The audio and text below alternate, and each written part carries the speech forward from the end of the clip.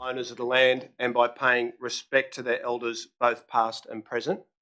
All councillors are in attendance tonight, so I don't believe there are any apologies or requests for remote attendance.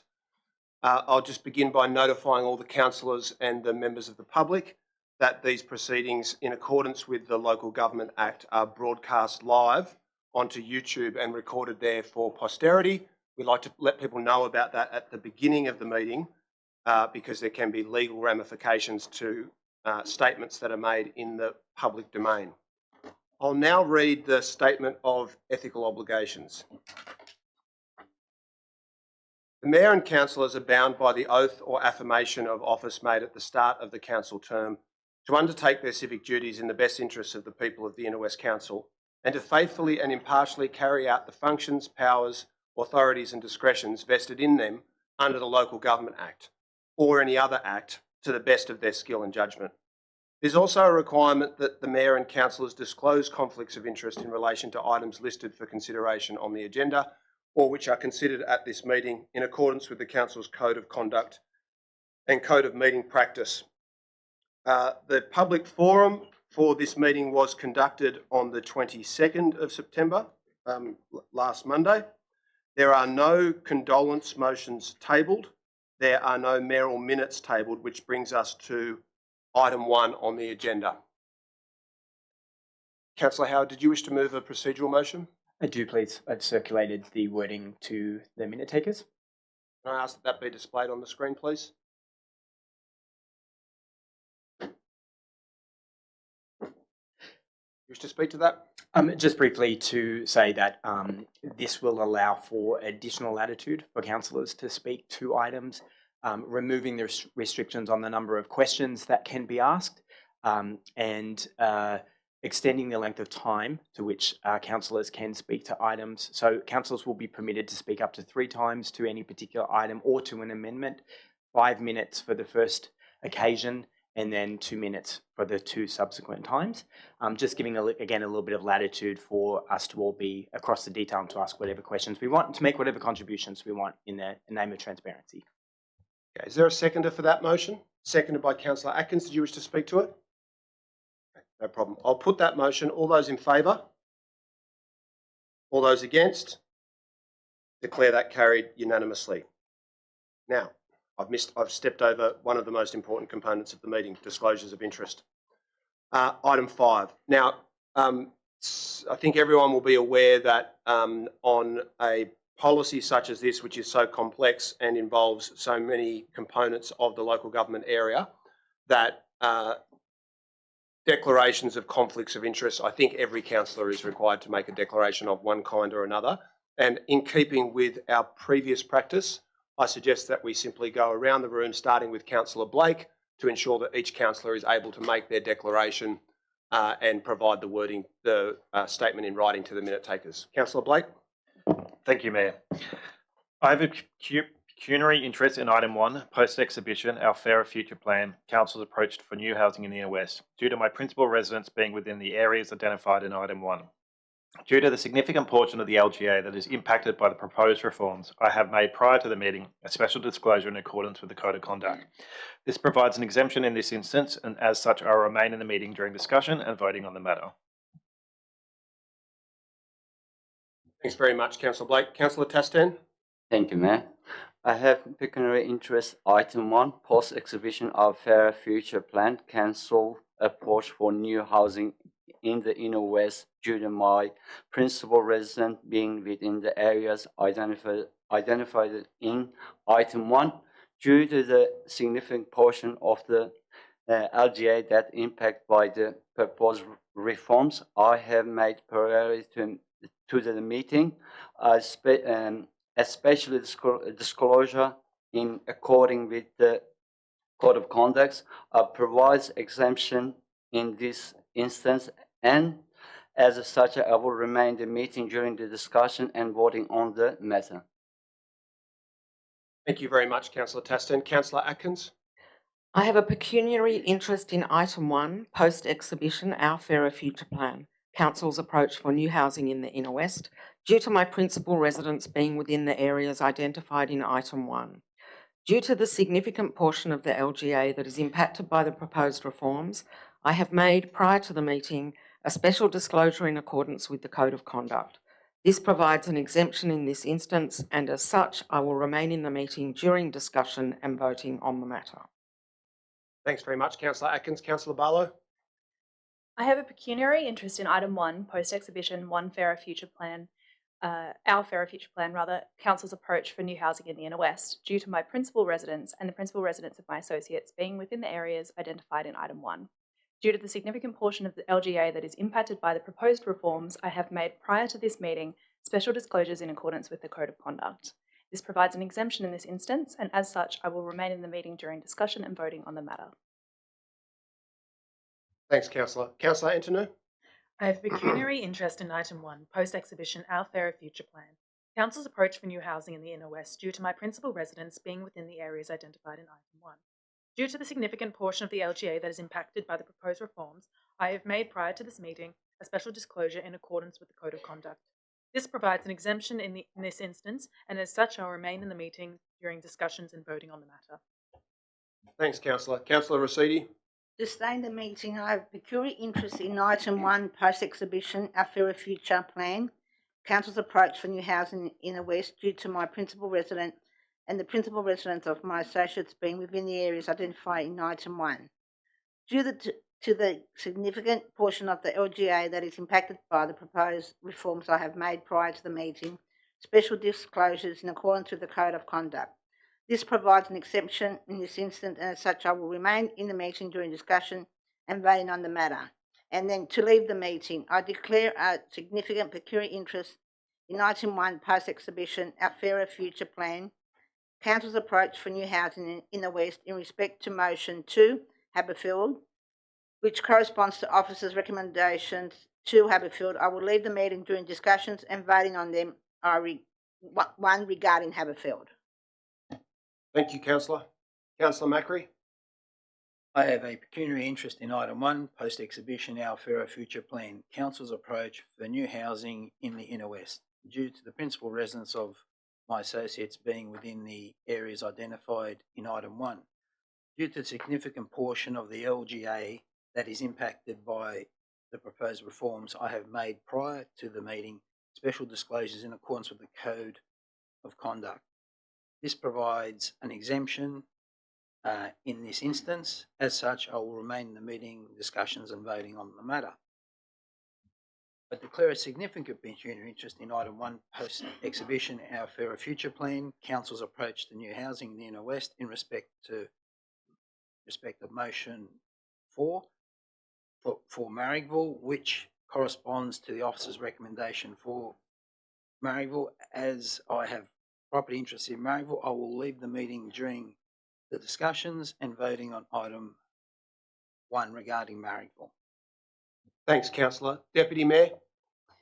I have a pecuniary interest in item 1, post-exhibition Our Fairer Future Plan, Council's approach for new housing in the Inner West, due to my principal residence and the principal residence of my associates being within the areas identified in item 1. Due to the significant portion of the LGA that is impacted by the proposed reforms, I have made, prior to the meeting, special disclosures in accordance with the Code of Conduct. This provides an exemption in this instance, and as such, I will remain in the meeting during discussion and voting on the matter. Thanks very much, Deputy Mayor. Councillor Ferguson? I have a pecuniary interest in item 1, post-exhibition Our Fairer Future Plan, Council's approach for new housing in the Inner West, due to my principal residence and the principal residence of my associates being within the areas identified in item 1. Due to the significant portion of the LGA that is impacted by the proposed reforms, I have made, prior to the meeting, special disclosures in accordance with the Code of Conduct. This provides an exemption in this instance, and as such, I will remain in the meeting during discussion and voting on this matter. Thanks very much, Councillor Ferguson. Councillor Howard? I have a pecuniary interest in item 1, post-exhibition Our Fairer Future Plan, due to my principal residence and the principal residence of my associate being within the areas identified in item 1. Due to the significant portion of the LGA that is impacted by the proposed reforms, I have made, prior to the meeting, special disclosures in accordance with the Code of Conduct. This provides an exemption in this instance, and as such, I will remain in the meeting during discussion and voting on the matter. Thanks very much, Councillor Howard. Councillor Clay? I have a pecuniary interest in item 1, post-exhibition Our Fairer Future Plan, Council's approach for new housing in the Inner West, due to my principal residence being within the areas identified in item 1. Due to the significant portion of the LGA that is impacted by the proposed reforms, I have made prior to the meeting a special disclosure in accordance with the Code of Conduct. This provides an exemption in this instance, and as such, I will remain in the meeting during discussion and voting on the matter. Thanks, Councillor. Councillor Scott? I have a pecuniary interest in item 1, post-exhibition Fairer Future Plan, due to my principal residence and the principal residence of my associates being within the areas identified in item 1. Due to the significant portion of the LGA that is impacted by the proposed reforms, I have made, prior to the meeting, special disclosures in accordance with the Code of Conduct. This provides an exemption in this instance, and as such, I will remain in the meeting during discussion and voting on the matter. Thanks very much. Councillor Carlisle? Thank you. I have a pecuniary interest in item 1, post-exhibition Our Fairer Future Plan, Council's approach for new housing in the Inner West, due to my principal residence being within the areas identified in item 1. Due to a significant portion of the LGA that is impacted by the proposed reforms, I have made, prior to the meeting, a special disclosure in accordance with the Code of Conduct. This provides an exemption in this instance, and as such, I will remain in the meeting during discussion and voting on the matter. I also declare a significant pecuniary interest in item 1, post-exhibition Our Fairer Future Plan, Council's approach for new housing in the Inner West, in respects of motions 4 Marrickville and 6 St Peters, which corresponds to officer recommendations 4 Marrickville and 6 St Peters. I will leave the meeting during the discussion and voting on item 1 regarding Marrickville and St Peters. Thanks very much, Councillor. Councillor D'Arienzo? I have a pecuniary interest in item 1, post-exhibition Our Fairer Future Plan, Council's approach to new housing in the Inner West, due to my principal residence and the principal residence of my associate being within the areas identified in item 1. Due to the significant portion of the LGA that is impacted by the proposed reforms, I have made, prior to this meeting, special disclosures in accordance with the Code of Conduct. This provides an exemption in this instant, and as such, I will remain in the meeting during discussions and voting on the matter. Thanks very much, Councillor D'Arienzo. I have a pecuniary interest in item 1, post-exhibition Our Fairer Future Plan, Council's approach for new housing in the Inner West, due to my principal residence and the principal residence of my associate being within the areas identified in item 1. Due to the significant portion of the LGA that is impacted by the proposed reforms, I've made, prior to the meeting, special disclosures in accordance with the Code of Conduct. This provides an exemption in this instance, and as such, I will remain in the meeting during discussion and voting on the matter. I further declare a significant non-pecuniary interest in item 1, post-exhibition Our Fairer Future Plan, Council's approach for new housing in the Inner West, in respect of the motions 3 for Leichhardt and 5 Rozelle, as I have a close personal relationship with persons with property interests in Leichhardt and Rozelle, which corresponds with officer recommendations 3 Leichhardt and 5 Rozelle. I consider this a significant non-pecuniary interest, as it is a personal relationship that does not involve a pecuniary interest for me for the purposes of the Code of Conduct, but could give rise to a perception that I might be influenced by a private interest when considering this matter. Out of an abundance of caution and in the interest of full transparency, I will leave the meeting during the discussion and voting on item 1 regarding Leichhardt and Rozelle. The General Manager and the Director of Community Services both have disclosures to make as well. I declare a significant pecuniary interest in item 1, post-exhibition Our Fairer Future Plan, Council's approach for new housing in the Inner West, due to my principal residence being within the areas proposed by the reforms. I have not participated in the preparation of the report or discussions in relation to item 1. I will leave the meeting during discussion and voting on the matter. Thank you.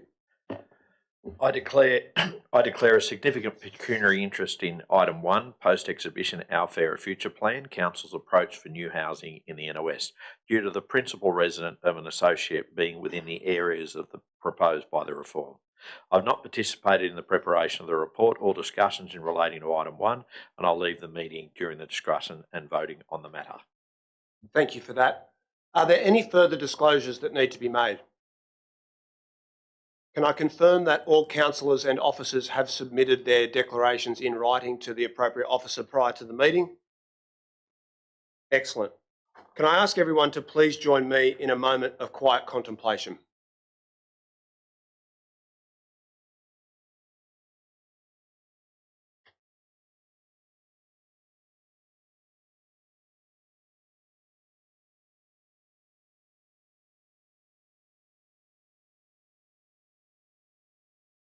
Thank you for that.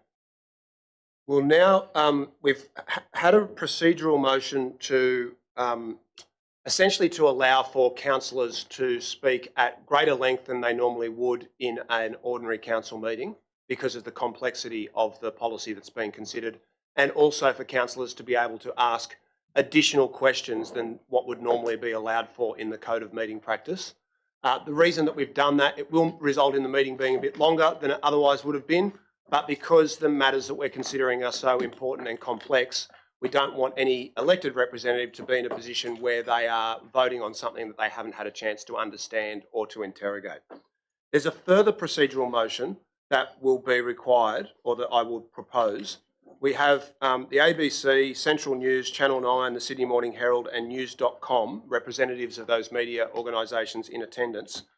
And as is required under the Code of Meeting Practice, we will need to move a procedural motion to allow for the proceedings to be filmed and photographed. Councillor Scott, will you move that way? That's moved by Councillor Scott, seconded by Councillor Ferguson. All those in favour? Against? Declare that carried unanimously. That brings us to item 1, post-exhibition, Our Fairer Future Plan, Council's approach for new housing in the Inner West. I wish to move the officer's recommendation with a series of amendments which I have provided to the minute taker, and I would ask that they be displayed on the screen so that I can take a few moments to talk them through. Prior to doing so, I want to express on behalf of all of the elected representatives our thanks to the council officers for the enormous amount of work that has been undertaken in the preparation of these plans, in the community engagement process, sorry, I'll call the meeting to order.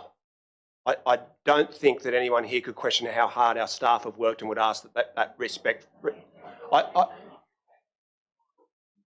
I'm sorry, but it is not the practice in this council that public servants should not be acknowledged for their work, and I'm going to insist on doing so. I want to thank the Director of Planning in particular for her diligence and professionalism in the development of these plans. I think all councillors would recognise what a huge endeavour it has been, and would ask that you pass on our thanks to the team working under you as well. And I do also want to express my personal thanks to Councillor D'Arienzo for the enormous amount of work that she has put into strategic planning over a very long period of time. Can I ask the council officers to please display the amendments that I have provided on the screen? Thank you. And can I ask for that to be shrunk down so that I'll call the meeting to order. I'll ask for that to be shrunk down so that it's all visible to the councillors, please. That's from point 2 onwards, is that right? There's no point 1?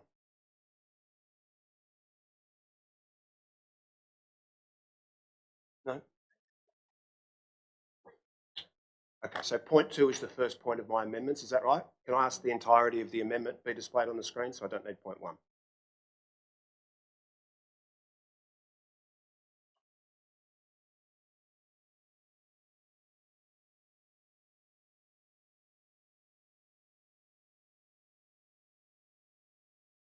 Thank you for that. Okay, I'm going to take a few moments to talk through these amendments. I'm proposing the following: that Council note the independent advice and modelling from Atlas Economics that requiring 10% affordable housing contribution on private land would require a scale of development of up to 40 stories on main streets and approximately 20 stories. I'll call the meeting to order. I really don't wish to clear the gallery, and it's not my intention to do so, but we will not be conducting this meeting in a way in which elected representatives are not able to speak to such an important policy without interjections. That Council note the independent advice and modelling from Atlas Economics that requiring 10% affordable housing contribution on private land would require a scale of development of up to 40 stories on main streets and approximately 20 stories on residential streets, representing an unacceptable impact on the character and heritage of inner west neighbourhoods. Next, that Council note the independent advice and modelling from Atlas Economics that requiring a 30% contribution to affordable housing on private land would require an even larger scale of development, as well as public subsidies to private developers. The council note that the council has secured 220 new units of social housing to be dedicated as rental homes for essential workers through our partnership with the New South Wales Government to redevelop the WestConnex dive site in Camperdown. Next, that council base our policy regarding acquisition of affordable housing through private development in upzoned areas on that of the City of Sydney Council's principles that have been successfully implemented. This is to include the following: adoption of the officer's recommendation for a 2% affordable housing contribution, moving to 3% after 3 years across all privately owned land in upzoned areas, noting that the City of Sydney's policy is for a 3% contribution on private land. Consideration of a 1% affordable housing contribution on all non-residential lands within the local government area, with the plan for phasing and introduction of this to be included in the studies for stage 2 of our Fairer Future plan. That too has been directly replicated from the City of Sydney's policy. Inclusion of a 20% affordable housing contribution for any additional proposed floor space beyond the baseline provision in upzoned areas. This is to be based on the City of Sydney's policy and to be determined through stage 2 investigations of the Fairer Future plan. That represents a direct replication of the City of Sydney's successful policy in regards to affordable housing acquisition on privately developed land. Next, that council in addition implement the following affordable housing provisions, noting that these actions have not been implemented in any other council in New South Wales. That is to say, they are a local government first. Progress with the potential conversion of 5 identified council car parks to social housing, noting the estimated potential yield of social housing dwellings from these sites is 351 homes, as articulated in the council officer's report. The policy is to be premised on replacing all existing public parking spaces within the redeveloped site. To put that in context, the Inner West Council is currently in possession of only 12 not-for-profit units. So by any measure, that's an enormous increase. Allowance for the conversion of lands owned by churches and faith-based charities for residential development in return for 30% of the housing being social housing. Now, I want to take a moment to speak to this. This has not been done anywhere in New South Wales. I don't believe anywhere in Australia. We've been working very closely with the Faith Housing Alliance to prepare a policy that can see the conversion of church-owned lands and that lands owned by religious-based charities for a social justice purpose. Currently, most church-owned land is not zoned to allow for residential development, and what is proposed in this plan, and that I suggest we adopt tonight, is that in return for allowing residential development, 30% of all of the homes would have to be social housing. Because we are amongst the oldest suburbs in Australia, there's an enormous amount of land in our community that has been gifted or granted to churches or to charities over the last 200 years. We're trying to create an incentive for those organisations to live up to their social justice mission, and rather than simply selling off those properties to the highest bidder, to deliver desperately needed new homes, particularly for vulnerable people. Lastly, I'm proposing that we seek a compact with the New South Wales Government to achieve our goal of 1,000 new social housing dwellings over the next 10 years, noting that the aforementioned 220 units at the Camperdown WestConnex dive site have already been committed to. I can just ask the officers to scroll down to one last point in regards to infrastructure.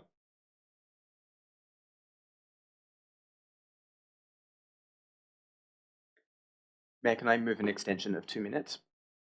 Okay, so just for clarity, in regards to the procedural motion that's already been moved, there'll still be a requirement to move extensions of time. We'll still track it, but that's Yes. required? Yes. Okay. Councillor Howard will move an extension of time of 2 minutes, seconded by Councillor Scott. All those in favour? Against? Declare that carried. The last amendment is that Council endorse the public domain and infrastructure works proposed in the Our Fairer Future plan as indicative concepts only, with prioritisation of public benefits to be determined through the pending review of the Inner West Council Development Control Plan and the Inner West Developer Contributions Plan. I'll just say this in closing. I believe, and I know many of us do, that the housing crisis in our community is the most important social justice challenge that we face and the most difficult and important public policy challenge that we face. And I know that all of the elected representatives here tonight will treat this issue with the seriousness that it demands. So I will move that way. Councillor D'Arienzo will second the motion. Do you wish to speak to it? I do. Please do.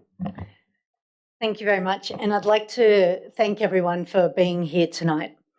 This is a pivotal moment for the Inner West. Tonight we have a choice to make a difference, a choice to take action, a choice to pull the lever and to give young people, key workers and families a chance at a future in the place that we all love to call home. True housing reform is challenging, and some say that we're moving too fast, while others say that any change is all too much change. We're here to show the consequences of inaction and the benefits of courage. Our Fairer Future Plan is not just a document. It really is our long-term commitment to our future. It's us getting on with it. We're making decisions, and we're taking that critical first step toward a transformed Inner West where everyone, regardless of your personal circumstances, has the opportunity to live here. This plan has been... I'll call the meeting...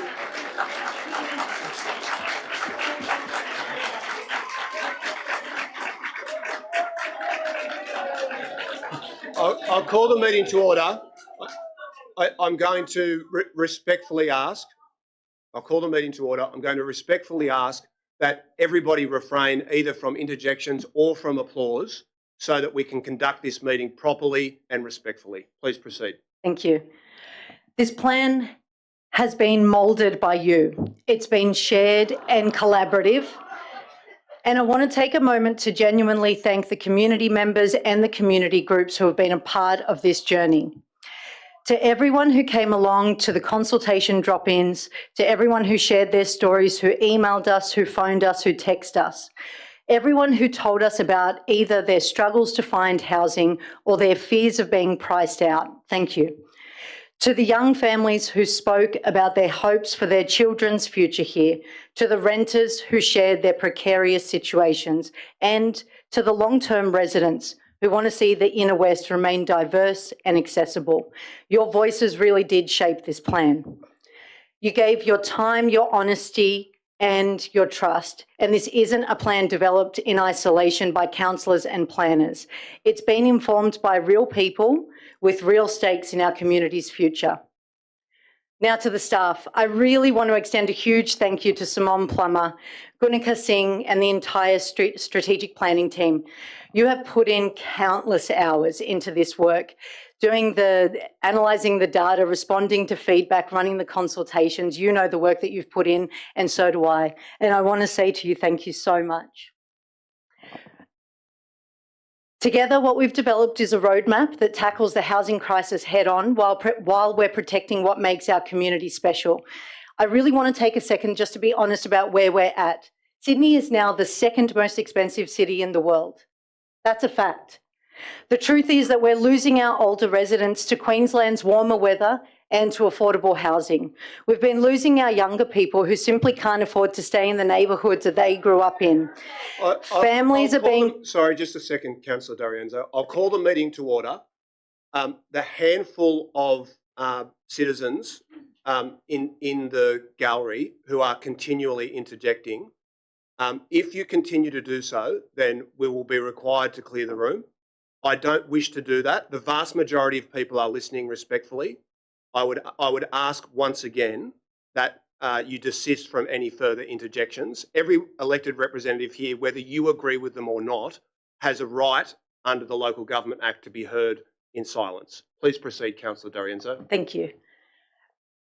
Families are being priced out and essential workers are commuting hours each day because they can't live near where they work.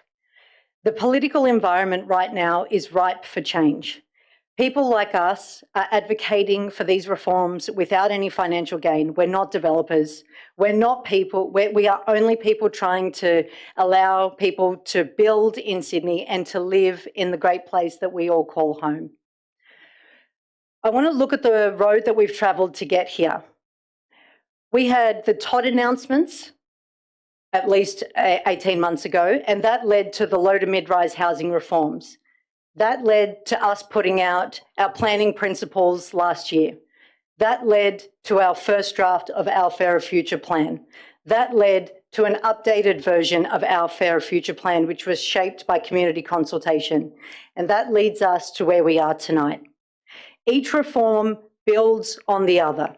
And what we're seeing is a sea change in attitudes, and more people are speaking up for housing. But it's not enough, and I acknowledge that we need to do more and we need to keep pushing. Our Fairer Future plan does embrace this momentum. We're appointing a city architect. We're introducing new design controls to ensure that there are quality builds. We're updating our development control plan as the next step. We're investigating other opportunities across the LGA for upzoning. We're collaborating on developer contributions to fund infrastructure. This is the foundation of our building blocks. We're embracing change. The reality is simple. We need to go up, not out. But we need consistent, well-built homes. And I believe that all levels of government have a responsibility to make the decisions necessary to deliver them. But we are certainly not here for a victory lap. We want to see new housing done well. We want infrastructure. We want good public amenity. We want good communities, vibrant communities. We want to protect our open space in our vibrant neighbourhoods with more young people calling the Inner West home. We've got a lot of work to do ahead. Time of 2 minutes, seconded by Councillor Howard. All those in favour? Against? Declare that carried unanimously. We have a lot of work ahead of us, and we need to continue to shape our community together. I'm really, really proud to support our Fairer Future plan, and I urge my fellow councillors to do the same. Thank you. Thanks very much, Councillor D'Arienzo. Is there any councillor who wishes to speak to the motion? I'll note that in voting on item 1, we are adopting the substantive, if that is adopted, it includes the substantive plans for all of the suburbs listed from A to T, that is the vast majority of suburbs within the Inner West. So we're now debating that substantive motion. Councillor Macri. Chair, can I move an amendment to your motion? You can. Yep. Catherine, amendment 2, please.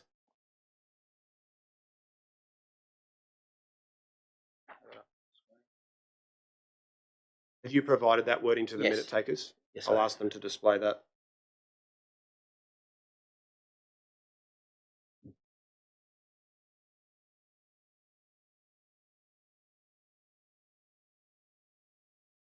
That is that Council deferred decision on our Fairer Future Plan Phase 1 until Phase 2 is complete, and the community has been consulted and given the opportunity to comment on the draft Phase 2 plan. Phase 2 is to include examination of flood investigations for those lots that have been flood affected and within 800 metres of transport nodes. If I could just speak to that. Yep, I'll just note though that that is a foreshadowed motion. It's in contravention of the primary motion, so we would debate the foreshadowed motion if the primary motion is defeated, but please do. Okay. I'd like to start by thanking the staff for their work they've put into this plan and everyone who has contributed to the process, including the residents and the councillors. However, I am concerned that the motion passed by the previous council in the last term intended to deliver increased density across the whole Inner West LGA and evenly distribute infrastructure demand throughout the area. The process should have been afforded with earlier community consultation to enable a community-driven process at the core of the plan. There needs to be a holistic review on the whole LGA before council can start understanding the challenges in open space, parking, traffic and infrastructure demands. Unfortunately, in my view, the current plan does not achieve the original vision. My concerns relate to the following matters. The first one is the principles adopted in the plan to increase density in shopping strips and along transport corridors, whereas the current plan spreads much further into residential areas than anticipated by residents. There are whole streets and residential blocks identified to be demolished, which are not in proximity to transport nodes. At the same time, only the Marriville, Dalich Hill and Ashefield shopping centres are applied with uplift, and the remaining shopping strips in the LGA have been excluded regardless of their similar transport accessibility, context, and proximity to services. The approach of the plan appears to overreach regarding the abandonment of parking by claiming to encourage transport mode shift and design a future community, which excludes 91% of the current community that are reliant on motor vehicles and will generate extensive conflict through secondary parking impacts. There will be crippling effects on local shopping strips identified with the loss of public car parks. A lot of the process appears to have not been openly consulted with businesses, property owners, or the community, compromising transparency and community trust at the expense of fast-track strategic planning process. The public domain strategy is still a draft policy and has not been adopted by council yet is being implemented in the Fairer Future plan.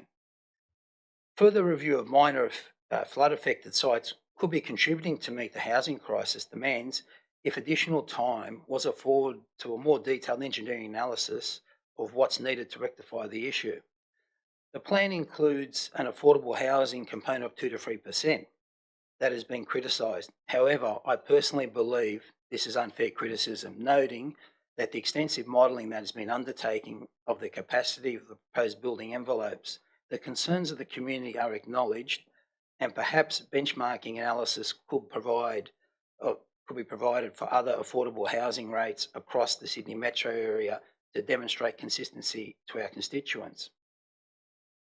A greater focus needs to be on the New South Wales public housing sites, which demonstrated in the report. One site that currently houses 100 dwellings, that is actually 10,000 square metres in size, has been increased to 400 dwellings, a 300 dwelling increase. This is an example of what the community is asking for, actual real affordable rental properties in the area, and that can be delivered. This is all there. It is all in one ownership, is in the hands of the New South Wales State Government, and we should be urging them and looking at their other sites. This was one site. They've got many sites through the LGA. I just think when we're looking at this plan, it's got to be a holistic plan for the whole area. And when you look at the numbers we're talking about, and when you compare them to the table of other suburbs, basically in 3 suburbs, we're exceeding any of the whole LGA, City of Sydney, Canterbury, Bankstown, all those larger LGAs, Liverpool, we're exceeding those. But how are we doing that just in 3 suburbs? So we need a holistic, maybe those numbers will work if it was the whole LGA. Thank you. Thanks very much, Councillor Macri. Now, as noted, the wording that's been proposed by Councillor Macri is in contravention of the primary motion. The primary motion is to adopt the plan. Councillor Macri's proposal is to defer adoption of the plan. On that basis, I'll rule that it is a foreshadowed motion, which will be considered and debated if the primary motion is defeated. Further discussion? Yeah, I've got a question, Chair. Councillor Antonou? Yep, can 5C just be popped on the screen real quick for the benefit of everybody? I'll ask the minute takers to display that, please. Can I ask through you, Chair of Staff, would something like this actually require a new, not an amendment, no. I'm just asking for I'm speaking to a question 5C that's on there. Yeah. Thank you. Lower down. I can still ask the question. 5C it's all right. of the amended primary motion. That's okay, Councillor Antonou, just hold on one tick. Thank you for that. Yeah. Just wanted to check the inclusion of the 20% affordable housing contribution for any proposed floor space.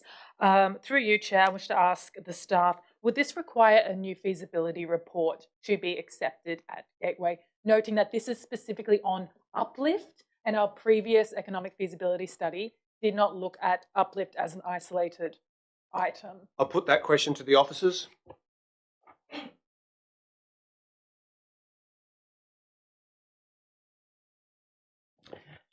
Through you, Chair, they're looking at that resolution and noting that it is speaking to investigation. We would review the City of Sydney's policy, which I also note is out for community consultation until early October, and ensure that in line with that resolution that wherever we arrived at was in concert with the findings that had come through the City of Sydney. Thank you for that. Councillor Antonou? Just confirming then, we'll be using the City of Sydney's feasibility report as our own case study when we submit to Gateway, is that correct? I'll put that question to the officers. So just two factors to that. First of all, my understanding is the City of Sydney is not proposing this as an LEP amendment, so it's not a matter that goes to Gateway for the Department of Planning, but is a policy in line with the Development Control Plan of that nature. But secondly, we would review the feasibility provided by the City of Sydney, but we would not adopt it as our own. We recognise that there are differences between the City of Sydney and the Inner West, and we would ensure that whatever we brought for Council's consideration was appropriate for the Inner West. Thanks very much. Councillor Antonou? Yeah, so confirming that this isn't a straight endorsement of an inclusion of 20% affordable housing contribution, it's just to investigate it, particularly under the stage 2 investigations. Does that mean it's not happening until we start stage 2 investigations? And it won't be... Well, is that a question to myself?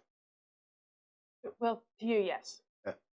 I think the amendment speaks for itself. We're replicating the City of Sydney's policy in regards to the acquisition of affordable housing on private lands.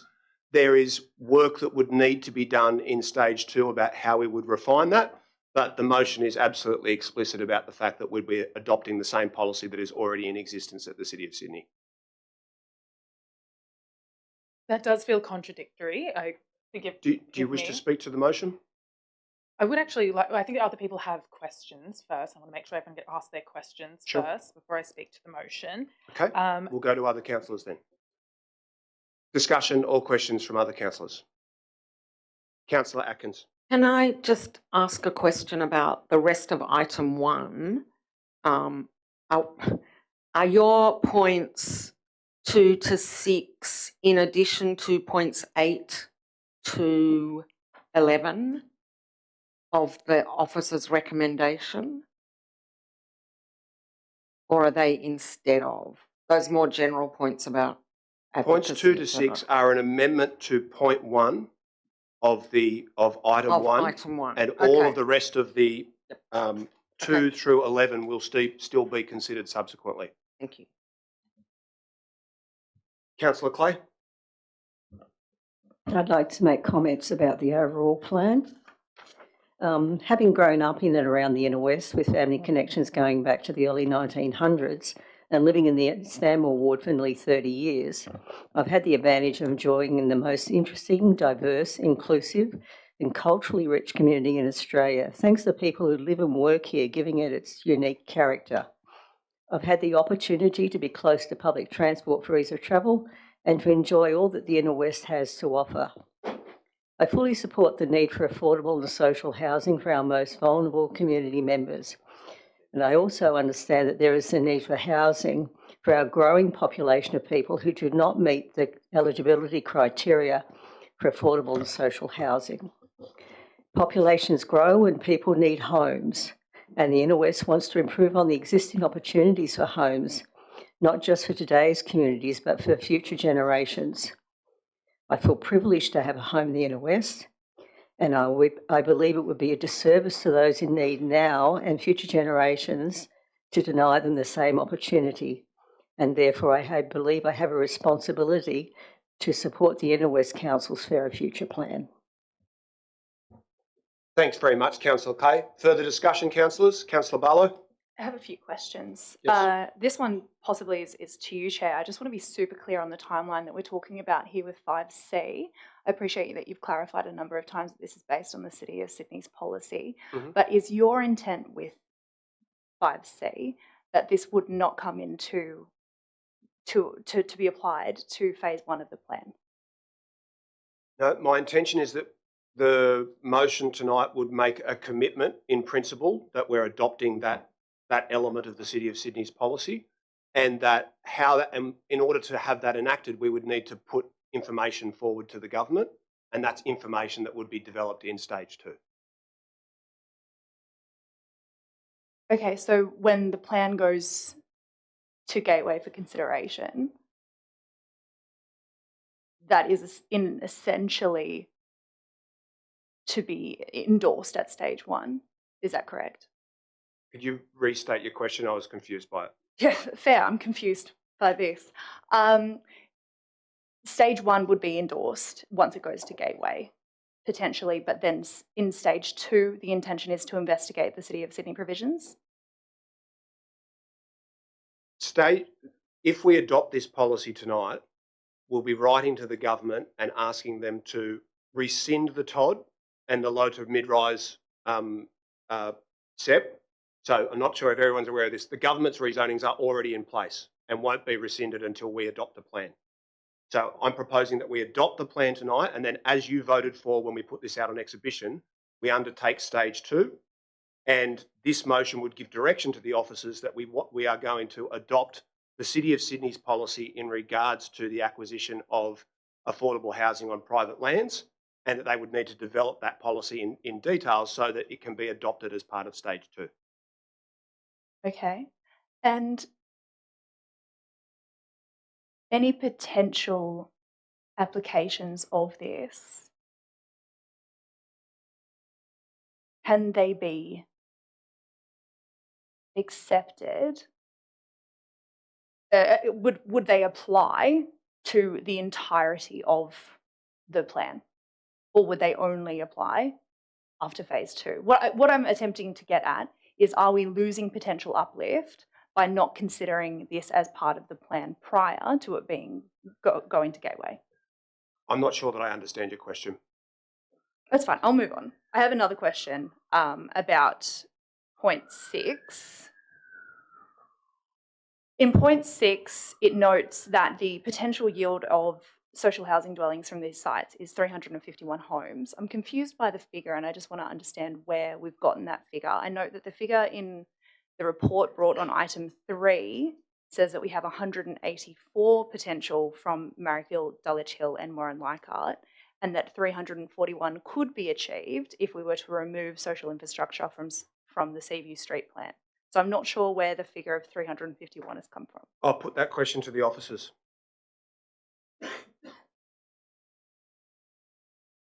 Through you, Chair, that is an estimate of the potential yield of the car parks in relation to them moving forward as social housing based on a range of floor space and building heights, some of which currently exist on those sites and some of which are proposed through our Fairer Future plan. Thank you for that. Okay.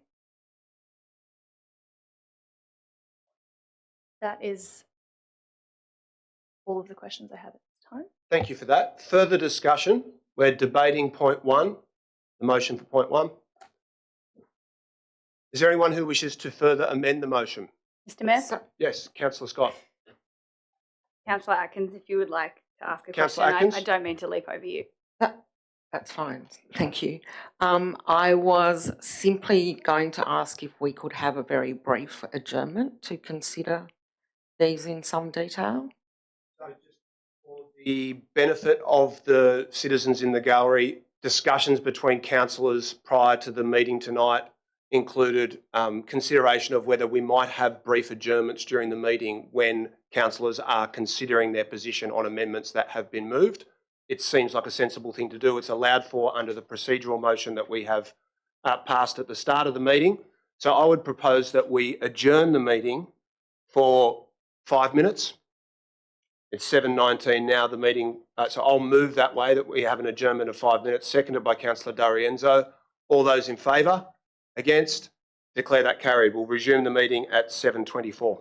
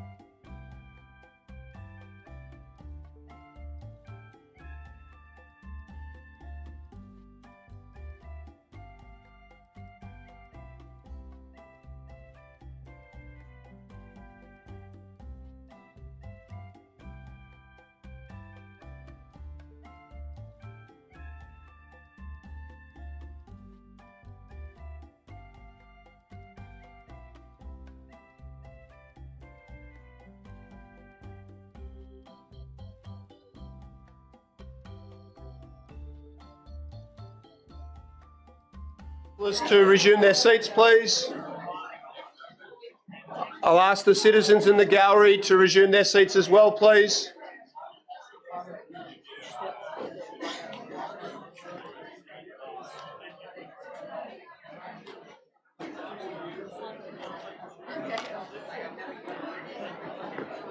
Excuse me, the citizens who are standing at the front, can I ask you to resume your seats, please?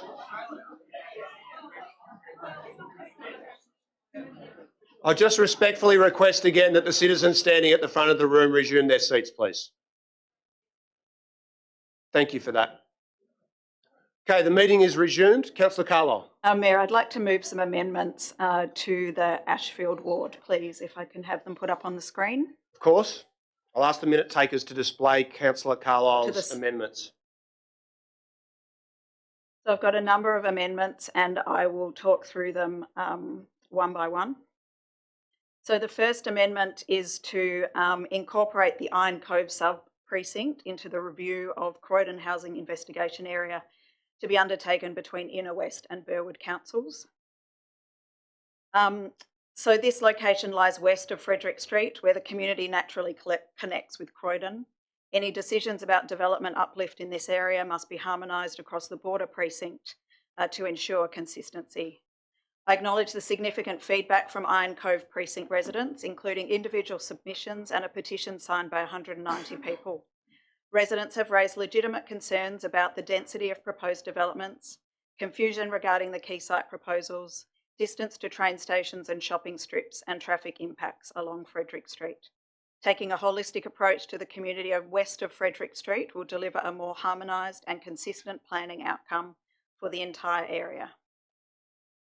The next amendment relates to the Western Spine sub-precinct south of Norton Street and west of Shepherd Street. Just one moment, Councillor Carlisle. I'm just wanting to get this process right. Given the by definition, the complexity of each of these amendments, I don't think they can be dealt with in one block. Okay. So what I would prefer, and what I'm going to suggest, is that the amendment that you just moved now be debated. I'm certainly happy to incorporate it into the primary motion. In fact, if I incorporate it into the primary motion, it doesn't need to be debated. That's incorporated. Does anyone have any... I'll flag that, but does any councillor have any questions for Councillor Carlisle about the proposed amendment, or questions for the officers about the proposed amendment?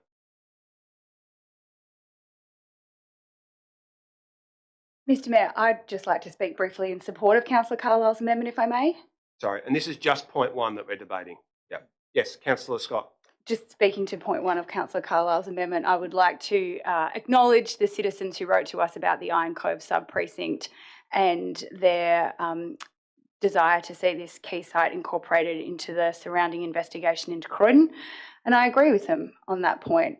There is opportunity here. There is a chance for us to do it in a really well-considered way, along with Burwood Council, as per the representations that were made to us. And I thank all of those citizens of Ashefield who have provided us with such valuable local information about their community. I thank them, and I thank Councillor Carlisle for working with me on a solution to that. Thank you for that. Were there any questions for the council officers about this amendment? If not, I'll incorporate that into the primary motion and I'll go to Councillor Carlisle for the next amendment. Thank you, Mayor, for your guidance. So yes, this next amendment is... I'll ask the minute takers to display it on the screen, please. There it is. So it's proposing to remove the proposed uplift for areas in the Western Spine sub-precinct, south of Norton Street and west of Shepherd Street, and also in the Southern Village sub-precinct. So I'm going to propose that we're now considering, and you're about to speak to, the next amendment, which begins at point 1 and ends at B5. That's correct. So C would be a separate amendment to be considered subsequently. Councillor Carlisle? So this amendment is seeking to revert to the existing Inner West planning controls for part of the Western Spine sub-precinct and the Southern Village sub-precinct, as I said, that is located south of Norton Street and west of Shepherd Street at Ashefield. The location sits outside the 800-metre zone from Croydon Ashefield stations and the main shopping precincts, and the area is already a mix of medium to low-rise housing. The uplift should be focused in town centres and near transport and community infrastructure to reduce reliance on cars and the pressure on local environment. Thanks very much, Councillor Carlisle. Does any councillor have questions for Councillor Carlisle or for the council officers in regards to this amendment? No, there being no questions, I will incorporate your amendment into the primary motion. Thank you, Mayor. So the next amendment, which you got a little sneak preview of before, relates to the Federal File Heritage Conservation Area of 8A to 14 Bruce Street and 1 Ormond Street, Ashefield. My amendment is to remove the proposed uplift and retain the existing planning controls for those sites. There is a further part to this amendment that does suggest that in phase 2 of the plan that this be considered in terms of sympathetic development of these heritage areas with the proposed development that's behind them. So the amendment seeks to retain the 8A to 14 Bruce Street and 1 Ormond Street within the Federal File Heritage Conservation Area, and to request the further consideration for sympathetic development that honours the history of Ashefield whilst also embracing our future. These properties tell a rich story of Ashefield's evolution. Bruce Street is one of our oldest roads, traced back to the 1820s as a boundary between land grants to pioneering figures Henry Cable and Robert Campbell. The 4 cottages at 8, 10, 12 and 14 were built during the 1910s to 1920s, the defining era for this conservation area. Number 8 was lovingly owned by James Cruden, whose Sydney photography studio created treasured postcards for World War I soldiers and their families. Number 1 Ormond Street offers a wonderful example of 1930s Art Deco architecture with its distinctive rounded brick construction and elegant wrought iron balcony, a rare gem in Ashefield. Keeping these properties in the HCA opens the door for thoughtful, sympathetic planning as part of phase 2 of our Fairer Future plan. We can support adaptive uplift that respects heritage character while meeting contemporary needs. This is an opportunity to demonstrate how conservation and sensitive development can work hand in hand, preserving what makes our neighbourhood special while allowing these buildings to thrive. So let's protect these contributors to our heritage story and work together on planning solutions that benefit both our history and our community's future. Thanks very much, Councillor Carlisle. Is there any councillor who has questions for either Councillor Carlisle or for the officers in regards to this amendment? I don't have questions, but I do want to speak to it. As you probably saw, the earlier accidental amendment was mine. It's good to see that Councillor Carlisle and I are on the same page about this. There's been an amazing amount of work done by local historical society, particularly Kerry Barlow. I would like to shout out. I think in a big plan like this, it's important we do look at the nuance, look at the history that is sometimes often overlooked, and even if it doesn't traditionally fit into our ideals of what is considered heritage, items aren't individual. Parts of our community are intertwined and we need to understand them as such. So I'm glad to see this amendment has been tabled. Thank you for that. There's no questions for Councillor Carlisle or for the officers. I will incorporate that amendment into the primary motion. Thank you, Mayor. Okay, further discussion. Mayor, I do wish to speak to all of point 1, really, what's been tabled quite generally. Please proceed. Yeah, because look, I'll be honest, there are parts of the amendments that you put forward, Chair, which can be seen as a huge win for the community. And it's great to see what the Greens have been advocating for being brought to the table after a lot of time pushing against us. It's good to see that Greens and community pressure works. What you see there is actually a win for a bunch of people in this room, and I want to honour that. But this is complex, and I believe that there is community desire to see how something like point 5 is going to be implemented before stage 2. We would need new modelling. We would need to make sure that we're looking at every opportunity available to us. And I don't think that is a bad thing because more work is needed. A lot of these amendments that are coming up now are proof of that. This could be a huge step forward. And since we're taking this on, we need to be thorough and bring back a report that breaks down what this looks like in our inner west and make sure we take every opportunity and lever possible to put people at the centre of this plan. Look, 5C sounds great, but it's unclear how it will actually be implemented in a meaningful way, and we want to get this right. Commitment in principle, yep, but we only do get one shot when it comes to capturing value on uplift. And if we get this wrong, we are potentially missing out on millions that could be used to build genuinely affordable rent-controlled housing. I'd also like to broadly speak to, I guess, the state of the entire debate that's been taking place over the last few months. It has been, in many ways, very purposely divisive to stop people coming together to keep this chamber accountable. The NIMBY-YIMBY divide is very convenient because it flattens the issue, gags opposition, and obscures the details of what's actually going on. And in fact, the criticism has come from a broad church. Young, old, renters, owners, people inside the Labor Party themselves have said no to this. And it feels that at every opportunity, the majority in this council has used the platform to deride those standing up. I want to see us more ambitious on our approach to public housing, that's no surprise. 1,000 social homes is a great target to have, but that means we cannot be cannibalising the sites we have and letting them be anything less than 100% of public homes or infrastructure on public land. We have a 10-year-long wait list in the Inner West, and that needs to be addressed urgently. We need this plan to also identify sites for public housing and use a key site model, which we've already established, to enshrine good design and delivery on these sites while working with the state government, which I acknowledge some of that is represented here. If we're taking this additional surplus value from the uplift, yay, we need to make sure we use that to build public homes to clear the 60,000 household long waiting list. There is still so much to consider in a plan like this. We keep talking about young people, but refuse to acknowledge how the immediate afterplan of a plan like this, even with some of these safeguards, will likely see landlords cashing in, selling share houses, which are some of the very few affordable options left for many of us. Investor stratas, we don't know if they'll be happy or not to kick out whole buildings, but what do we do about that? What are we doing to stop those empty properties from being land banked? What additional funding is going into the support to increase the increase in people and their social needs? We have Newtown Neighbourhood Centre, Bill Cruz, and Addy Road already talking about how stretched they are. We know the Department of Planning needs to see consistency with an operational delivery plan and infrastructure, which we are looking at after the fact. There is a requirement for social infrastructure to be met that isn't yet looked at. And some of that is about us rallying against the state government for what we actually need. And some of that is actually taking responsibility for what we can deliver. It's not the fact that we're not letting the perfect be the enemy of the good. It's about being thorough, which generally also is a phrase we need to really push back on because it's a training phrase that is supposed to make all of us feel really happy and comfortable with crumbs. But that's another discussion on another day.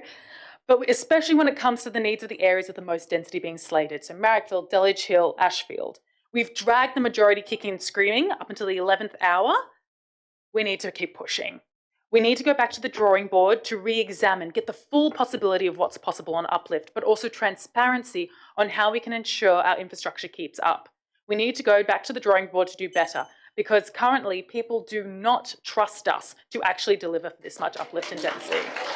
We need to push back on the lie that we're blocking housing and we need to hurry because as of May, when this draft was released, we were told that there were already 4,000 dwellings in the pipeline, halfway to our state mandated target.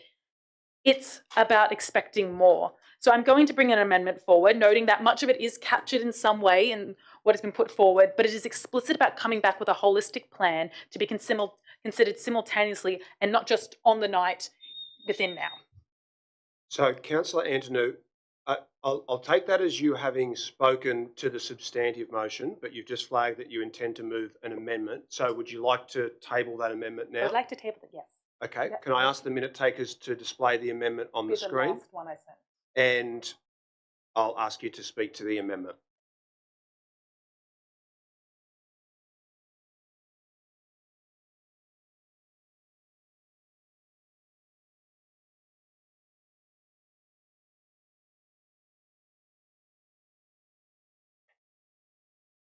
So as you can see, it is essentially being clear on that there is extra work to be done. It does capture the additional 20% on uplift, which I'm glad to see in the amendment, but it is a lot clearer on us going away and putting together a proper feasibility report to understand how this will be implemented and making sure that we are looking at every single opportunity that is possible. It is also important to note that there needs to be a full infrastructure development contribution plan and priorities produced to be considered alongside the proposed reforms.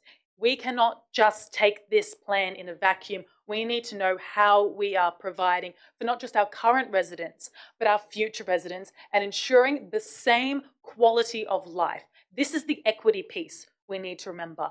This isn't just to say throw the baby out the bathwater, it's just taking a little extra time. And if we are committed, we can still do this by Christmas if we're really fast about it. But that is the essential substantive of my amendment, that we do need additional work. We can add in some of those amendments that the Chair had put forward, but more needs to be done to make sure we're actually delivering for current and future residents in a way that we can rebuild trust that we have unfortunately broken. Okay, thank you for that. I'm just going to go through these points sequentially.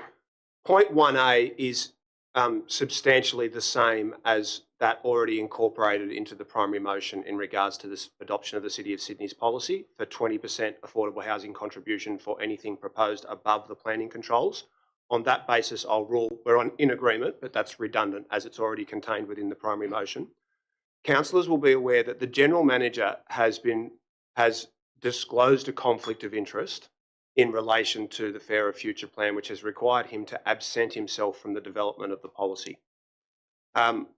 So I think on that basis, both points B and C would either be out of order, we can't ask the General Manager to do something illegal, or the amendment, they could be amended to say that officers be requested to provide urgent advice.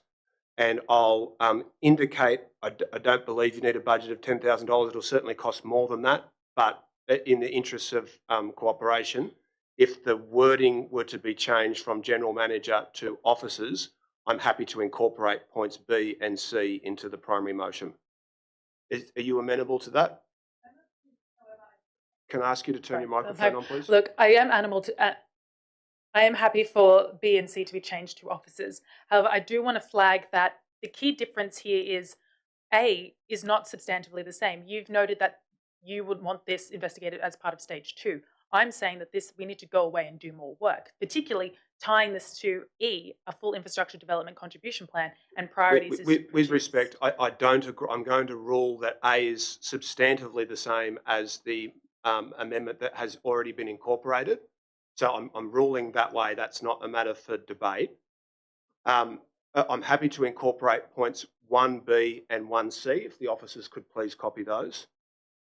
I'm just looking at D&E. If any delays to submitting the reforms to New South Wales Planning are required to implement this resolution, that further advice and amendments be provided to Council no later than December 2025. So for clarity, the primary motion is for the adoption of the plans. There would be no delay. The foreshadowed motion proposed by Councillor Macri is for deferral. The primary motion is not. So there would be no delay. So I won't incorporate that amendment, but we can debate it and vote on it if you so choose. And a full infrastructure and development contribution plan and priorities is produced and considered alongside the proposed reforms.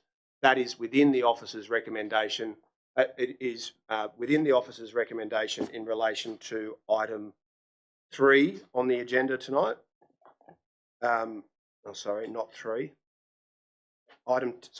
Point 10 of item 1, which we're not up to considering as yet. So I would suggest, I'll certainly flag my intention to adopt that recommendation. I believe everybody here would be so choosing, but I don't believe you can supersede and bring forward that amendment when we're not yet up to dealing with that item on the agenda. I would like to clarify with what is now looking like it's C. This needs to be considered simultaneously to the Fairer Future Plan. This essentially means there does need to be a deferral. Yeah, it's listed. I'll just read you item 10. In order to support our Fairer Future Plan, the following policy work commenced to be brought to Council for consideration prior to exhibition. A new local infrastructure delivery plan and update to the Inner West contributions plan to cater for increased local infrastructure demands across the LGA. We're currently dealing with item 1 because we've received probity advice that we have to deal with these items sequentially. And I don't believe that the Code of Meeting Practice allows you to supersede the order of the agenda printed. And I don't think it's necessary. We're all going to agree to adopt that. So unless it's just the purpose of trying to bring it forward to have your name on it personally. No, that is not the purpose at all. I think my intention of this Okay, entire well, no, that's fine. amendment has... I'm not going to rule it out of order. We'll debate it. I think it's superfluous, and we'll be here for a long time tonight if we're going to be debating amendments like that all the time. I think I just need to be incredibly I'll call the clear meeting on to this. order. So the 2 points have been incorporated into the primary motion. I've ruled that point 1A is out of order, as it is substantially the same to wording that is already contained within the primary motion. So I'll ask that be deleted from the screen. So the 2 points that I'm not incorporating are points 1A and 1B. So we'll debate 1A. You've already spoken to those. Is there a seconder for the amendment? Seconded by Councillor Barlow. Do you wish to speak to it? I will very briefly, Chair, and I'm sure you're not intending to misrepresent Councillor Antonio, but I fear that you are. What these amendments are intended to do are ensure that when we are considering any additional capture for uplift, and when we are considering infrastructure, it is being put forward to the public at the same time as we are being asked to consider this plan. It is, in essence, asking for a deferral until these two things can be considered, which is what makes it a substantively different amendment and, in our view, a substantively better one. So you're proposing that it be a foreshadowed motion? If that's the way you rule? No, I'm not ruling that way. I think it's an amendment, but you've just stated that it's substantively, it's in contradiction of the primary motion, which would mean it would need to be a foreshadowed motion rather than the amendment proposed by Councillor Antonou. I agree it is substantively different, so if that is the way you're ruling. I'm not ruling that way. I'm just pointing out that that's what you're asserting when Councillor Antonou has proposed this as an amendment, and I agree it's an amendment. But it's up to Councillor Antonou. She's the mover of the amendment. And I think Councillor Barlow is tapping into the essence of what this is. Like I said, I'm asking for new work, for this to be paused, we do the new work, and it all comes back. The policy in its entirety? Yes. Okay, well, I'm going to rule that that is a foreshadowed motion. And Councillor Macri has also proposed a foreshadowed motion. And a foreshadowed motion can be considered if the primary motion is defeated. So we'll return to debate of the primary motion. Are there any further amendments to the primary motion? Councillor Scott? Mr Mayor, may I seek advice about whether I am able to move amendments to item 3 of the first item on tonight's agenda, which is the proposal for Leichhardt? You're not able to do that while I'm in the room because I have a conflict of interest in relation to that. That's why these items have been separated out. Might I seek advice about how we would handle that now? We'll be dealing you can seek advice from me. We'll be dealing with item 1. Once that's adopted, we'll be dealing with item 2, and councillors who have a conflict in Haberfield will absent themselves. And then we'll be dealing with item 3, and councillors who have a conflict in Leichhardt will absent themselves. Noted. Okay. Any further amendments to the primary motion? Mr Mayor? Yes, Councillor D'Arienzo. If I can please move some amendments for the suburb of Dalich Hill. Have you provided those to the minute takers? I have. I'll ask that they be displayed on the screen. Two motions. One is, so thank you very much to the residents of Dalich Hill who contacted me. I have 2 amendments. One is to request a technical investigation to enable future density uplift at Loftus Street, Dalich Hill, which sits just behind the Loftus Street car park. Residents have expressed to me that, you know, they understand that there is uplift coming to the car park and that it makes sense that their street, a very, very small street, handful of homes, is considered as part of that uplift. They've also expressed to me that they wish to be a part of the uplift. So that part of my motion seeks further consideration of their request in a hope that we can find a solution. The other part of the amendment, is on behalf of the residents in North Dalich Hill area. They've expressed their wishes to revert to our current zoning. This is Windsor Road, Union Street and Terry Streets. This area is already a mix of low to medium rise housing with large developments at Arlington and Waratah Mills. And then there's higher density closer to New Canterbury Road.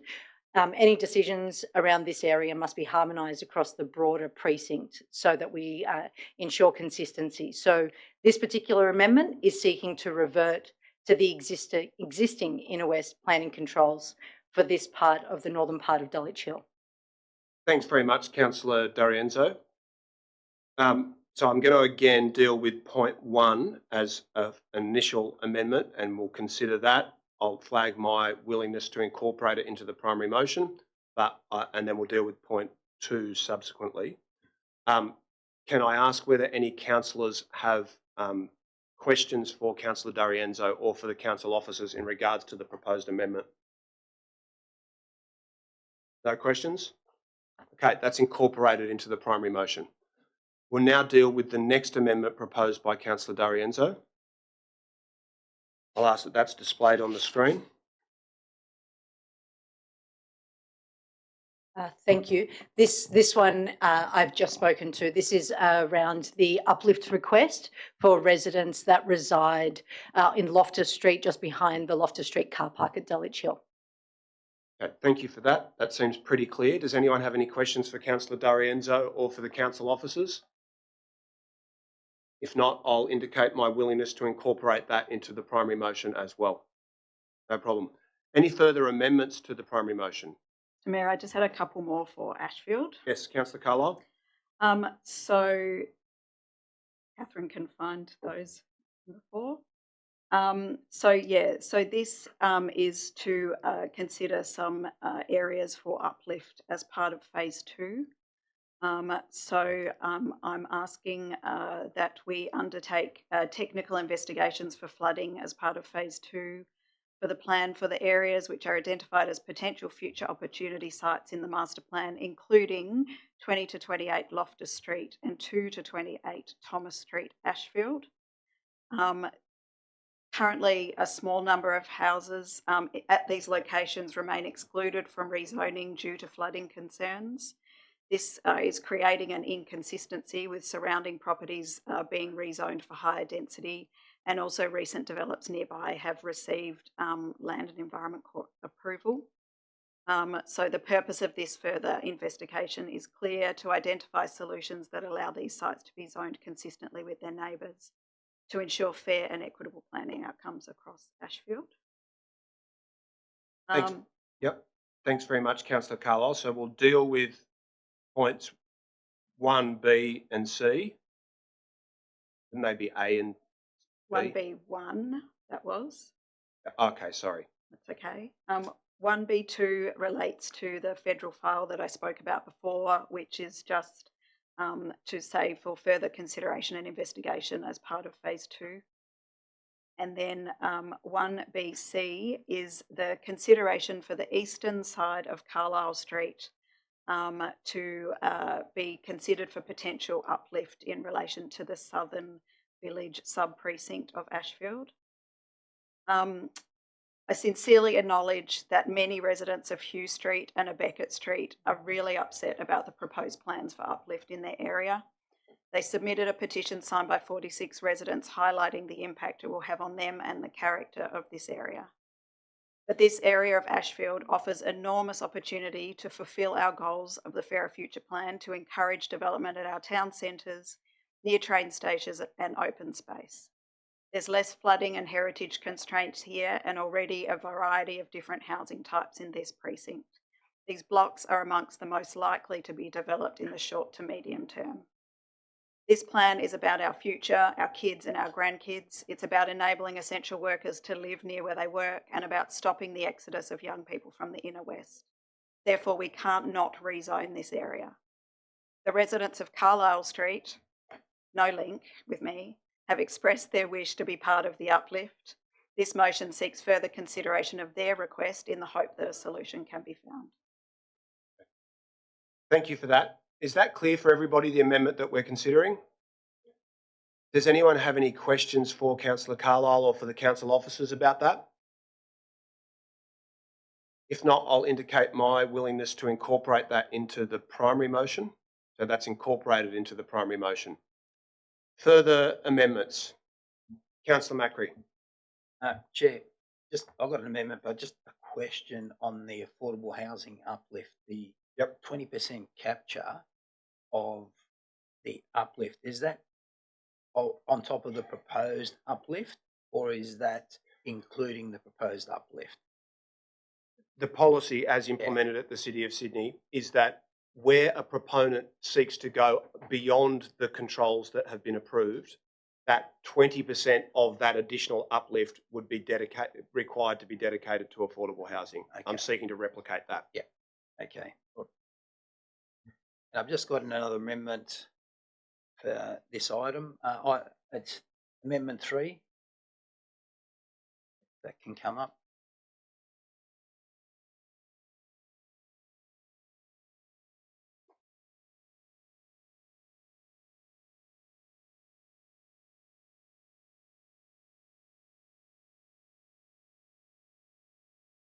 And that's amendment to the current point 10.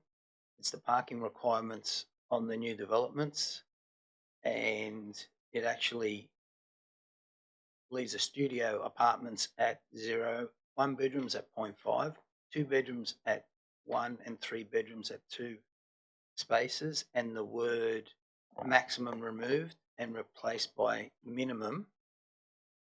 But in the DCP, will allow flexibility in buildings that are very, very, very close to train stations for that to be looked at as reasons to vary the controls.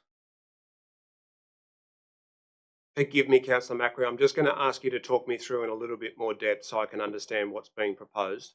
So the amendment reads that in order to support our Fairer Future plan, the following policy work commence to be brought to Council for consideration prior to exhibition.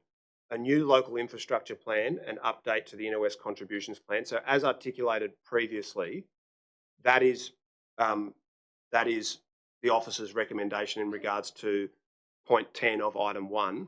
Yes. But we're currently debating, based on the probity advice, just point 1 of item 1 in order to allow councillors to properly manage their conflicts of interest sequentially before we get to point 10. So could I, given it's related to that, could I ask you to hold on to that one until we get to point 10? Is that okay? Yep. Okay, great. Thank you for that. That's withdrawn. Further amendments or discussion? I do just have one other question. I just had Councillor Atkins and then I'll come back to you, Councillor Antonou.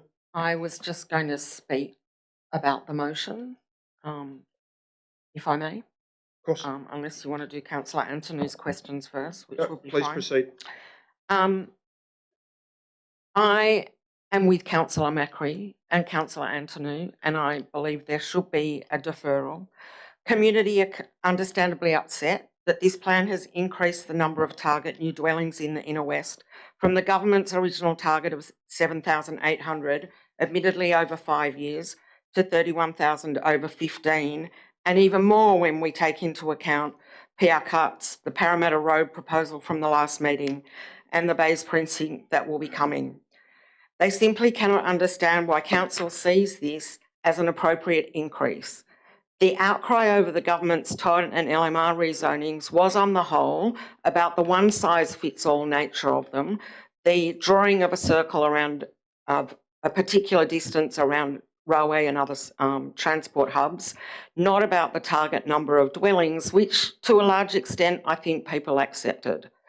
People are now comparing our target, as Councillor Macri mentioned, to places like the City of Sydney, Parramatta, Canterbury, Bankstown, Liverpool, and wondering why ours is so much more. Residents see such a drastic uplift in numbers as detracting from the character of the Inner West, and particularly from the feeling of community that is so intrinsic to the Inner West. They might be wrong about apartment towers not being conducive to a sense of community, but they certainly won't be if we don't plan for not just the necessary social infrastructure, but if we don't do the work to understand the social impacts of the changing density of the Inner West. I think before we decide to approve the density that this plan proposes, we need to consider those things.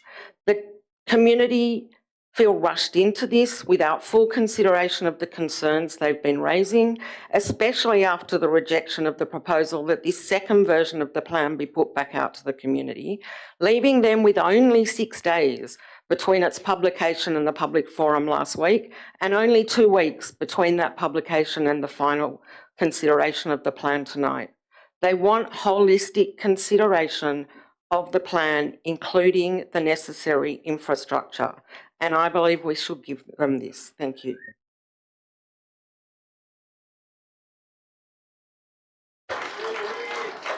Thanks very much, Councillor Atkins.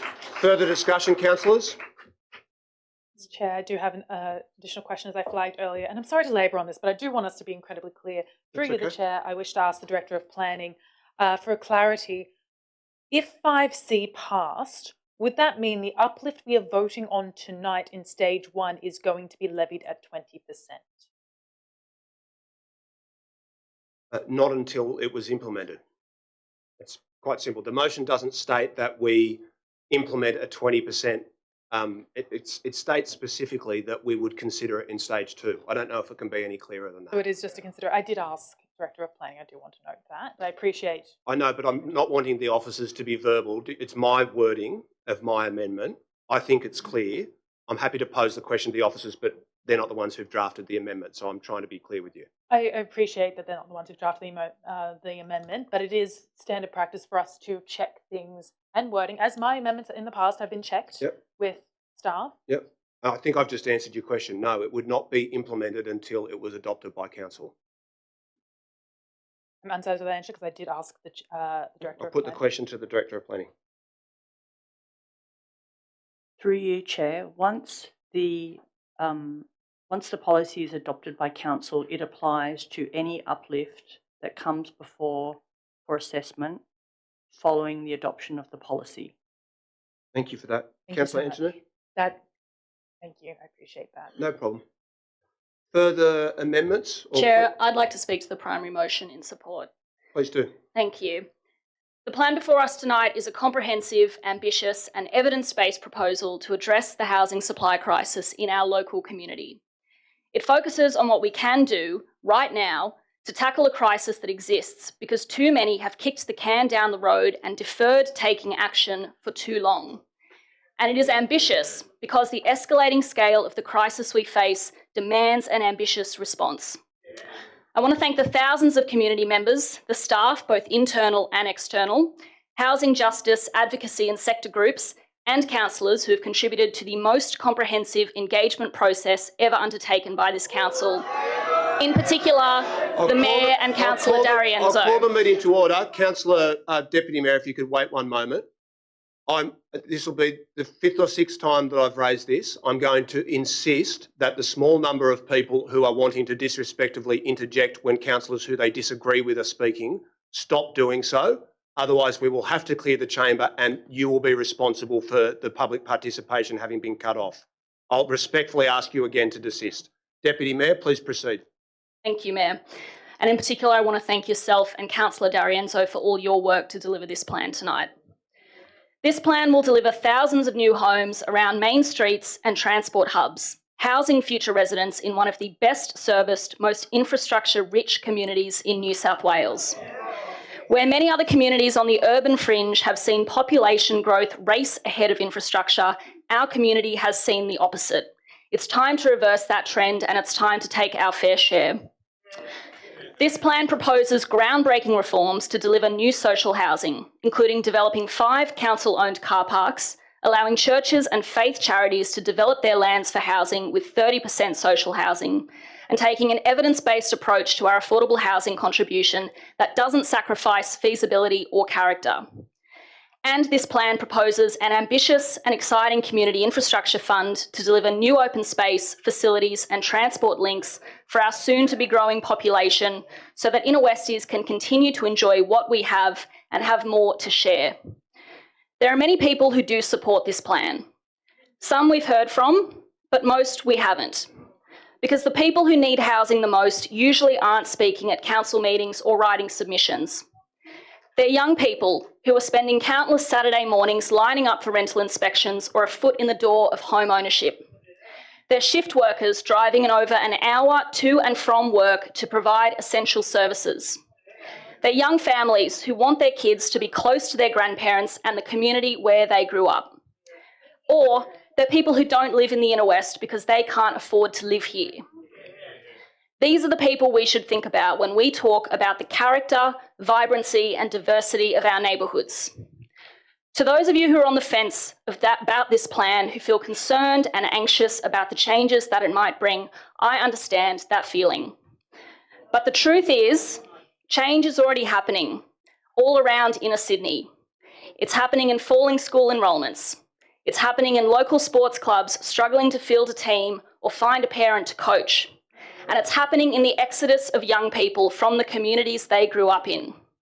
That is what it means when the Productivity Commission says that Sydney is in danger of being a city without grandchildren.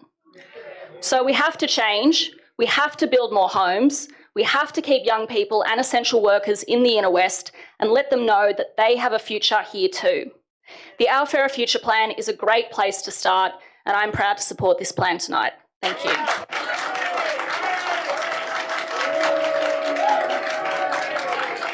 Okay.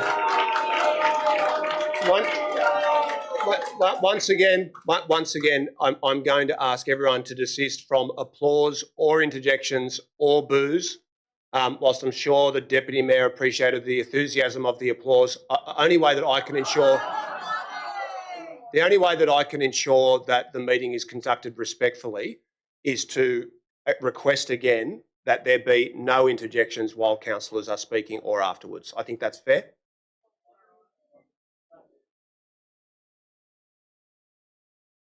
Sorry, it's in keeping with the code of meeting practice and basic respectful conduct and democratic conduct. Okay, further discussion, councillors. Councillor Carlisle. Mr. Mayor, I'm sorry. Can I ask whether the amendment I had before on Summer Hill had been incorporated? I had asked that it be incorporated, Okay, but I'm sorry I thank you. didn't give you a chance to speak to it. It's Did you fine. wish to No, it's all recommit good. it? All good, thank you. Okay, no problem. Further discussion, councillors. Councillor Barlow. I'd like to speak against the primary motion. And in so doing, I want to address a particularly stomach-churning mischaracterisation of opponents against this plan made during the public forum last Monday. The description of myself and others as private school-educated silver spooners cosplaying as the working class was a description so far from the truth I had a rare moment of genuine hurt.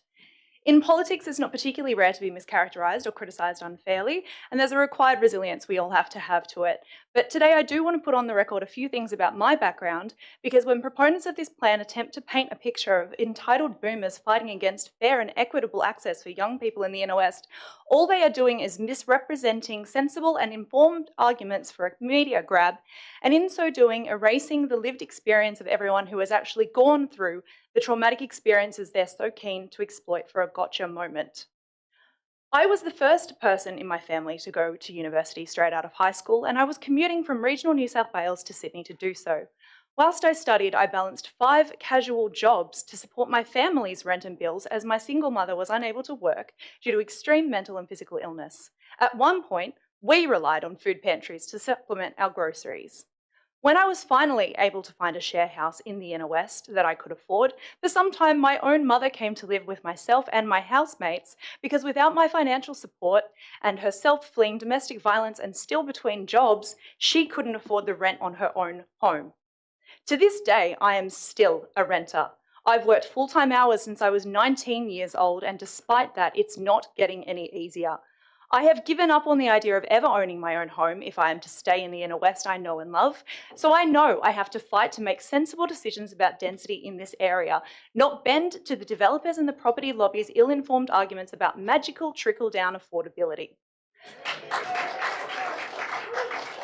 The plans we're considering today are revisions to the planning system that want to look like they're engaging with a problem they're not actually solving. We have opportunities in front of us right now to pursue genuine affordability, to ensure what we deliver in the inner west helps our community. We cannot afford to lose millions of dollars in developer contributions through making these investigations after we endorse this plan. We get one chance to do this, and we need to do it right. The fact is, the community doesn't want this plan. They've told us clearly at the town halls you refused to hold, so the community held them for you, and they told us at the public forum last week when a majority of speakers spoke against the plan. They've told us personally, and they've told us emotionally. They don't trust this plan because they've never felt heard or genuinely engaged with to begin with. We think it's important to bring the community with us on a plan to transform the inner west. There is a false dichotomy being painted here that being against density done so wrong means you are betraying the community who so desperately needs affordable housing. Not only that, but with community facilities in such a shortage already, particularly green space, community has told us we need to address this plan more seriously. There is good reason to consider the infrastructure plan alongside the housing plan to give the community assurance that what we intend to deliver will work for them. The fact is, this plan will do nothing for the people who have gone through experiences like mine or my family's. I am proud to echo their voices here in telling this chamber we have not got this plan right. This is not a plan for a fairer future, and I will not support the plan.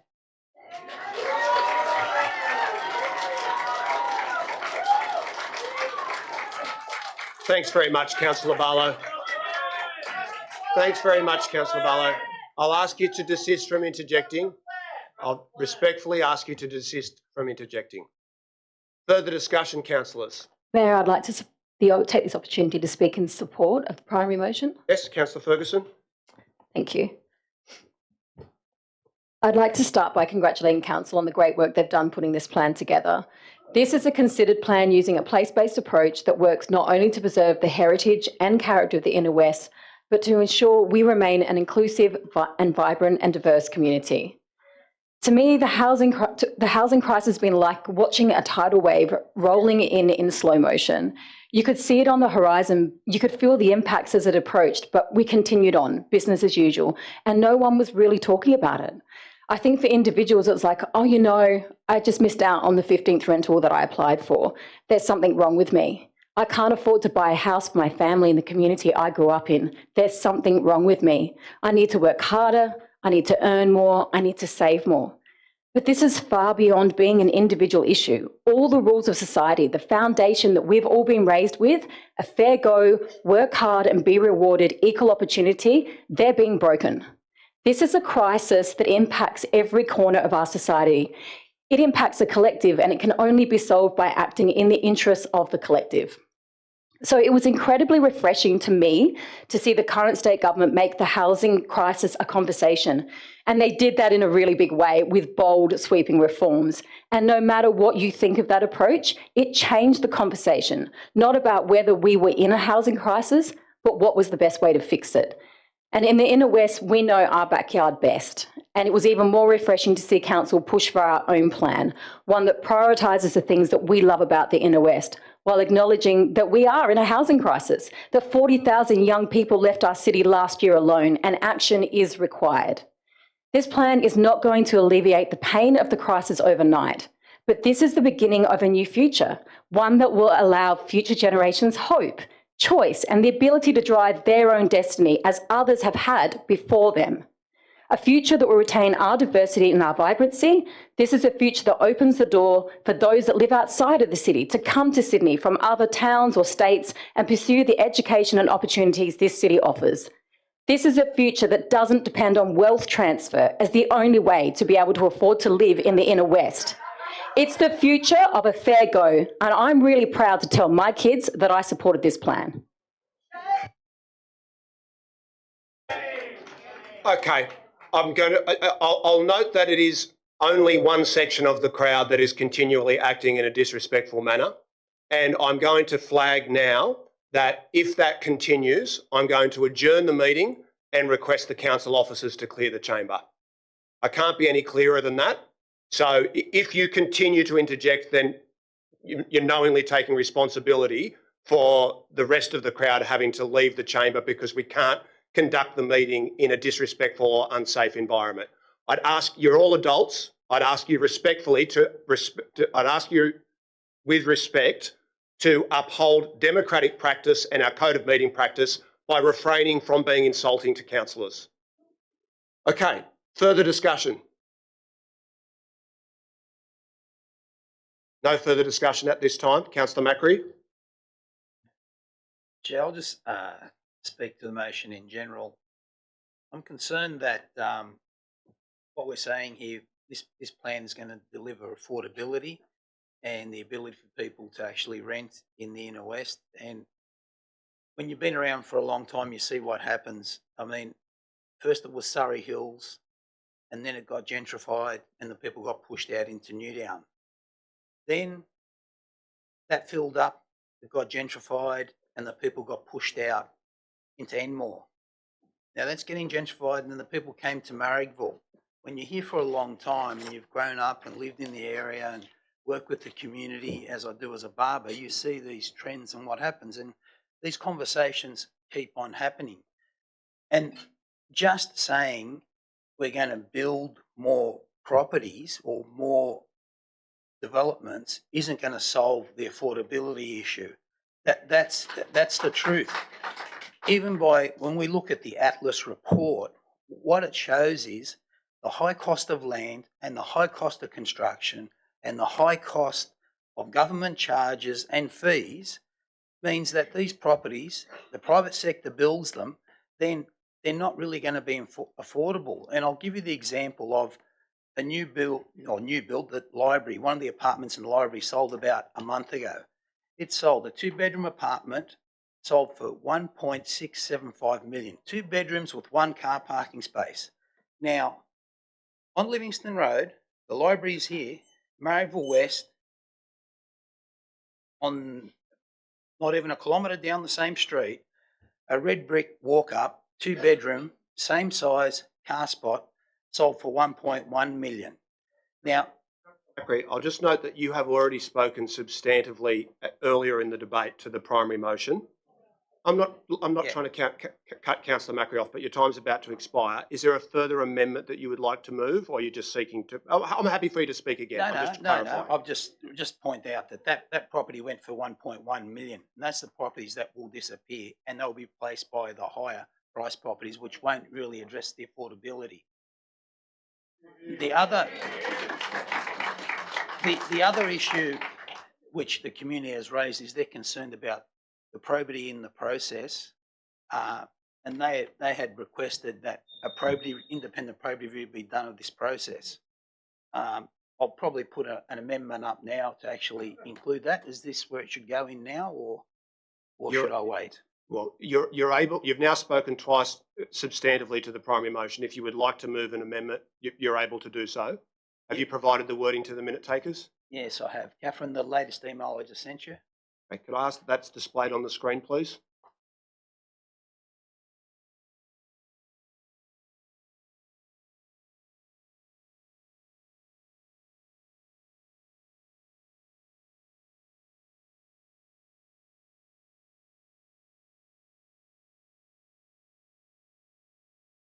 Yeah, that's it. The council conduct a review into the probity process involving developing consulting plan be held. The probity review is to be conducted by a third-party independent repute, such as retired judge, land environment court commissioner. Following the review report, the council set out how areas for uplift were identified, the tools, investigation, analysis used to determine if a site is in or out of consideration for uplift, the role of both officers, councillors played in bringing the Fairer Future Plan to adoption. Okay, thank you for that. I'll speak briefly to the amendment.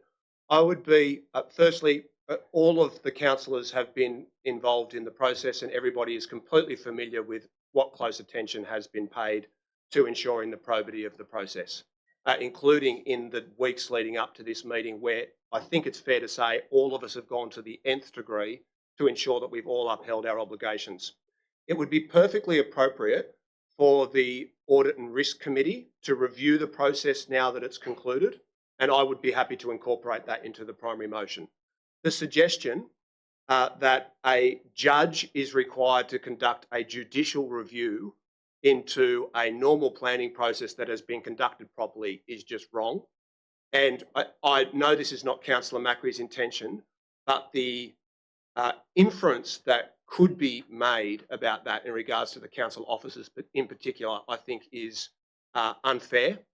So, Councillor Macri, can I ask whether you would be amenable to amending the motion, in which case I will incorporate it, to say that an independent review of the process be undertaken by the Audit and Risk Committee, which, as you know, has independent appointees with experience in governance.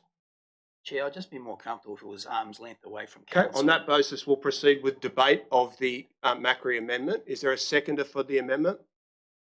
Seconded by Councillor Racidi. Do you wish to speak to it? No, I think it's fine. Okay. Is there anyone else who wishes to speak to the amendment? If not, I'll put that. All those in favour, please raise your hands. That's 2 in favour. All those against? That's 13 against. That has been defeated. Okay, we'll return to debate of the primary motion. Is there any further amendment to the primary motion? If not, I want to make sure that councillors have had an opportunity to exhaust any questions or points that they would like to raise. Councillor Antonou, yes? I'm back. Hi. No, I just had a point of clarification around point 4 it is in the substantive motion, where it notes that the council has secured 220 new units of social housing. Can I ask a quick question that is referring to the build to rent units under the scheme on the Campdown Dive site?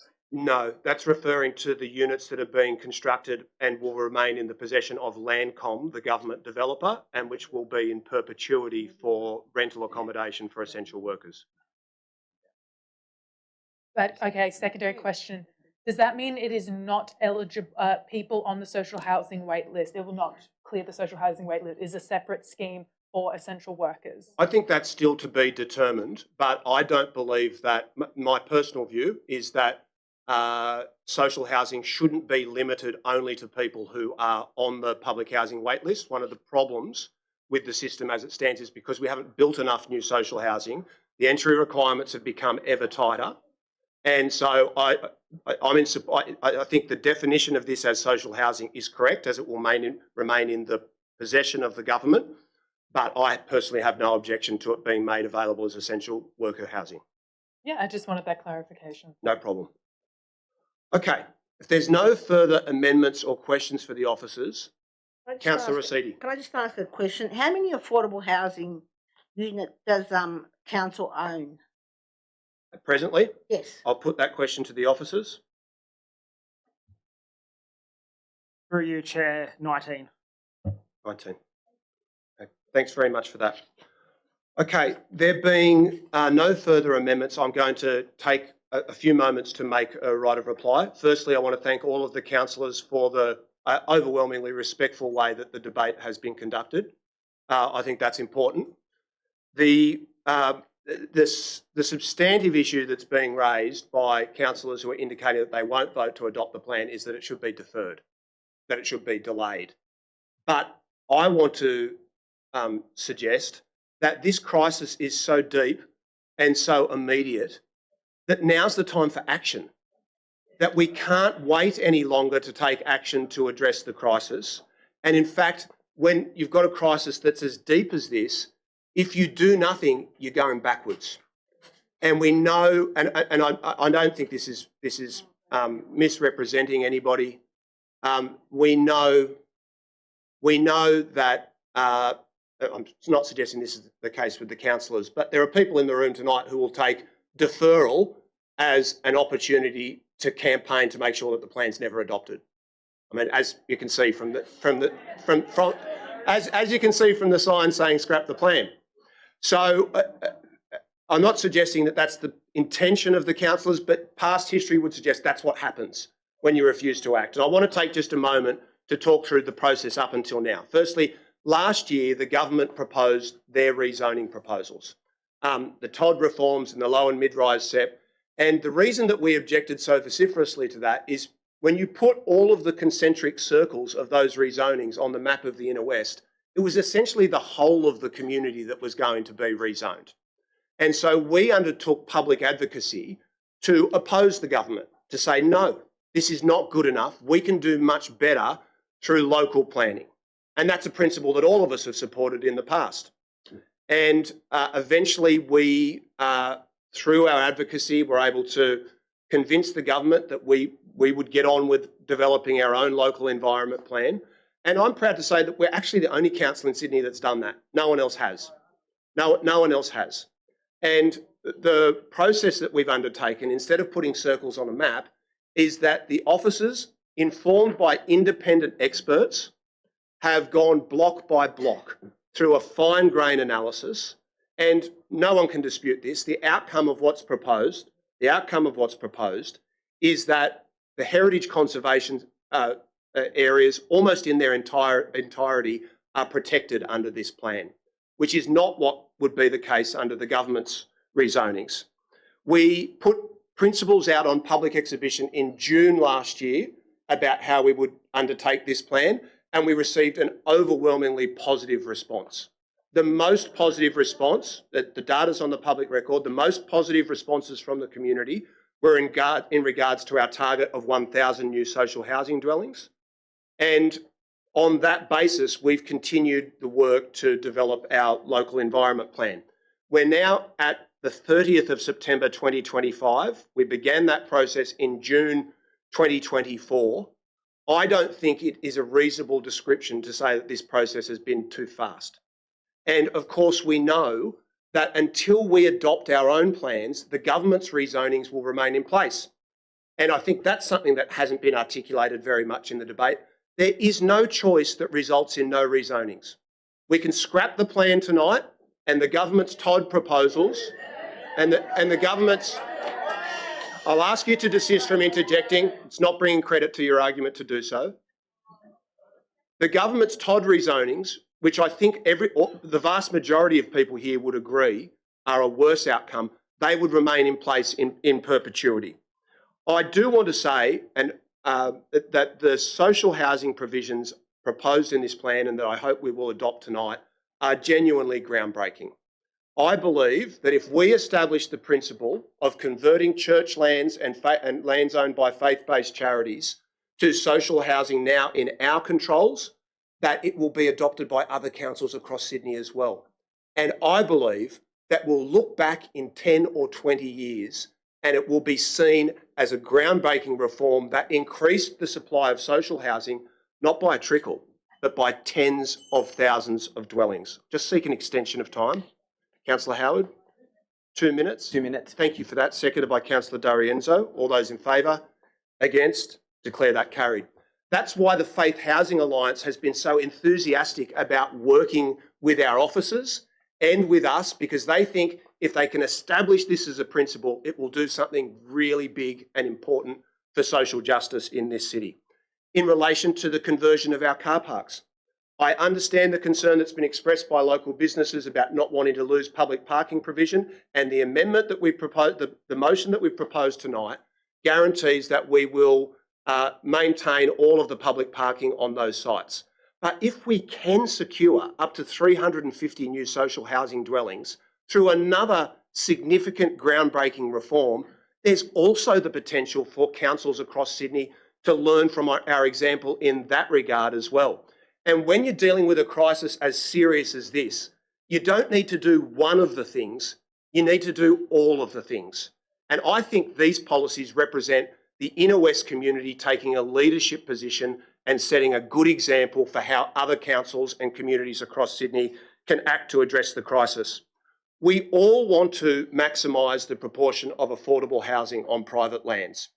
And for that reason, the council has undertaken modelling through Atlas Economics, which we recommissioned after the first report had been produced, to look at how we could achieve affordable housing contributions of 5%, 10%, 15%, 20%, 30%.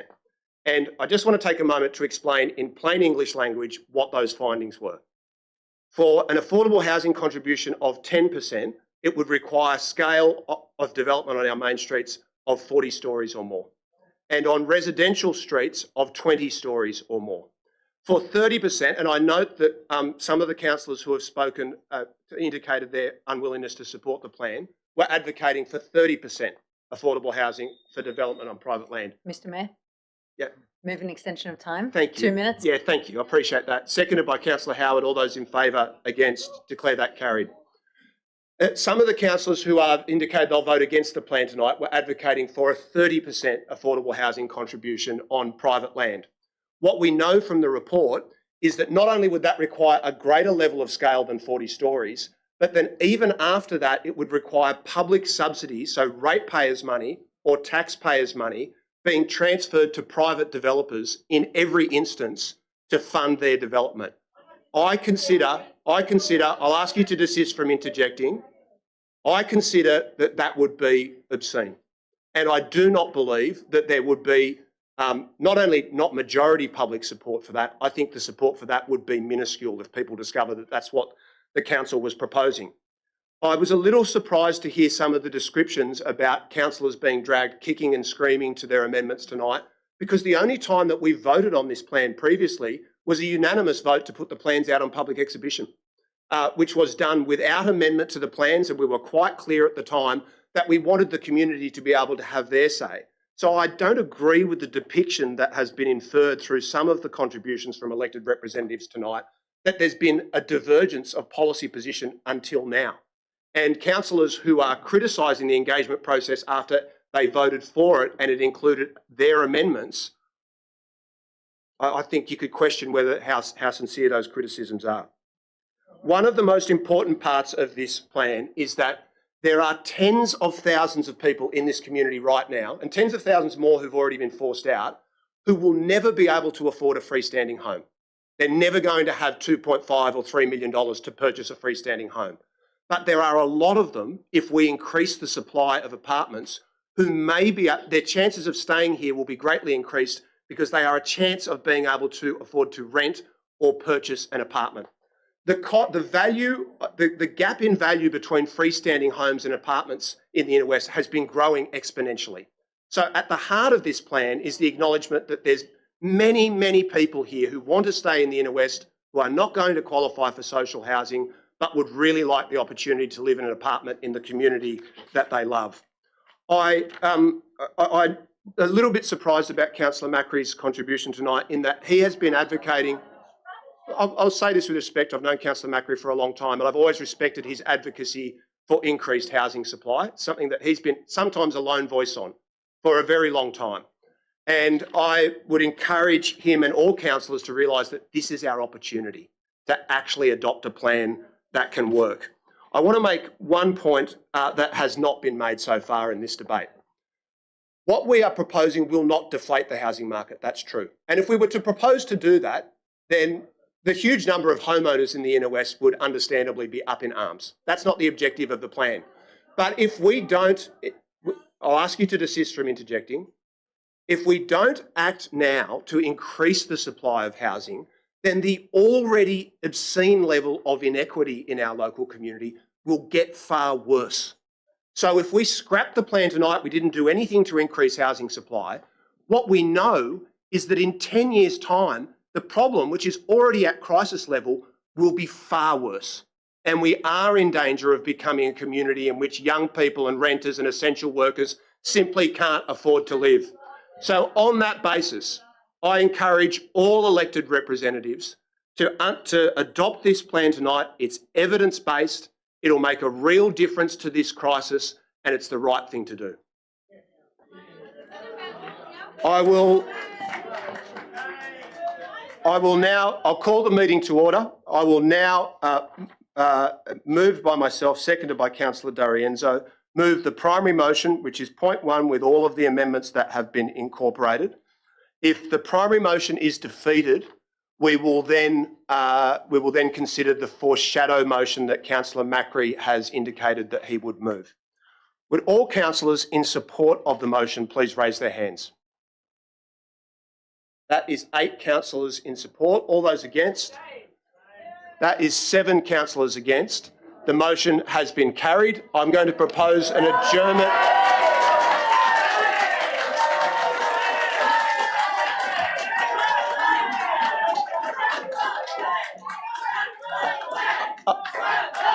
I'll ask you to desist from interjecting. I'll propose that the meeting be adjourned. I'll propose that the meeting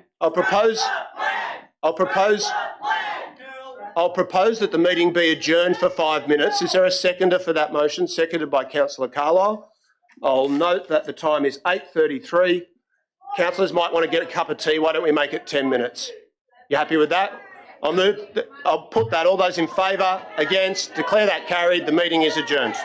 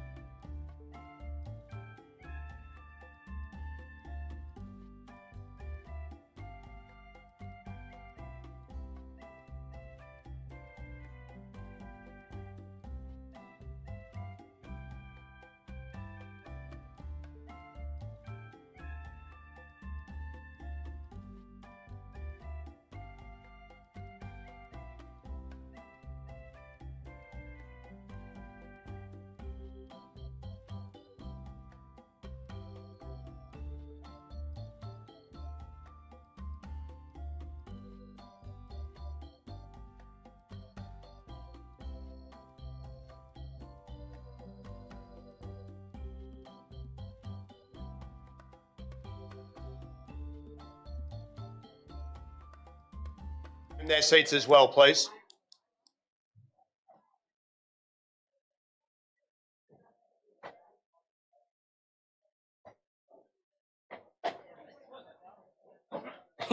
There's a reason for that.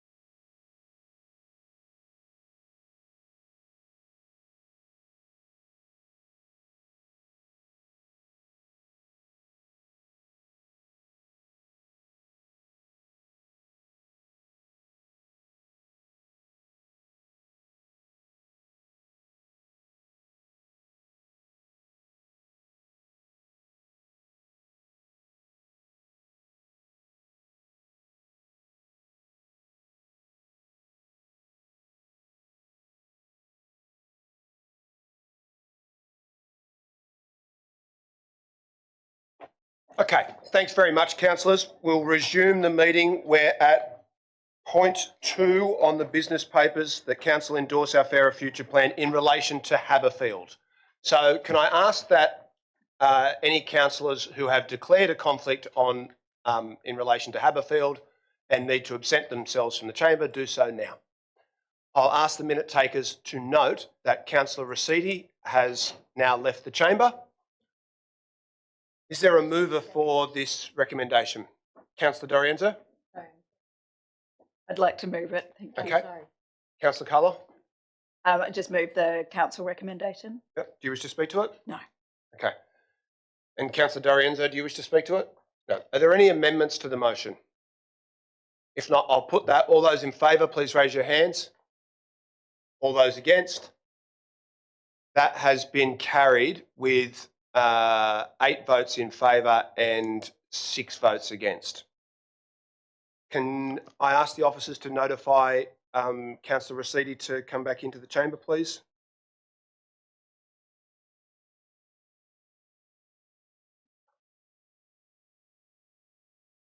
Sorry, I'm just going to wait for Councillor Rossetti. Oh, thank you.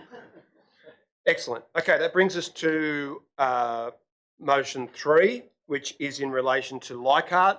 I am one of the councillors that has declared a conflict in relation to that item, so I'm going to absent myself from the chamber and I'll ask the Deputy Mayor to take the chair.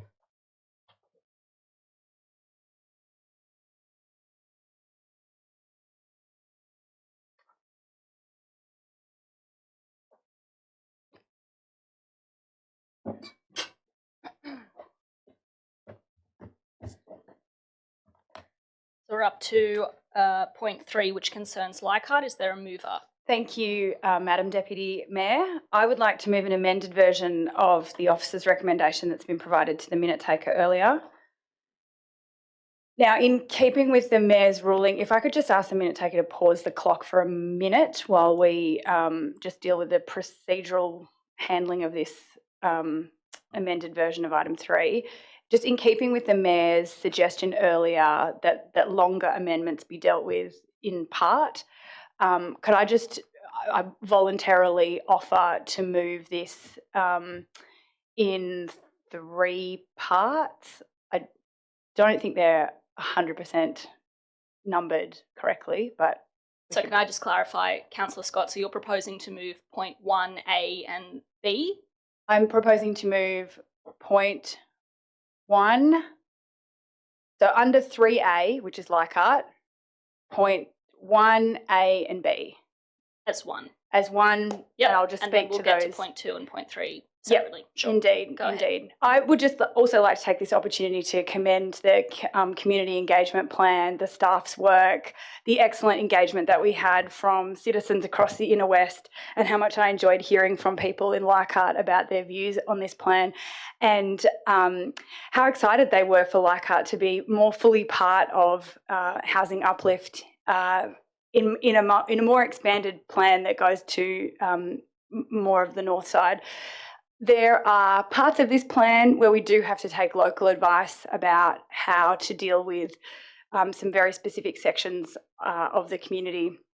And there are two heritage conservation areas that I'd just like to briefly speak to and propose amendment for in Leichhardt. One is the Excelsior Heritage Conservation Area, and I believe that we do need to do some correction to historical maps for which there is some discrepancy about which streets are in and which streets are out.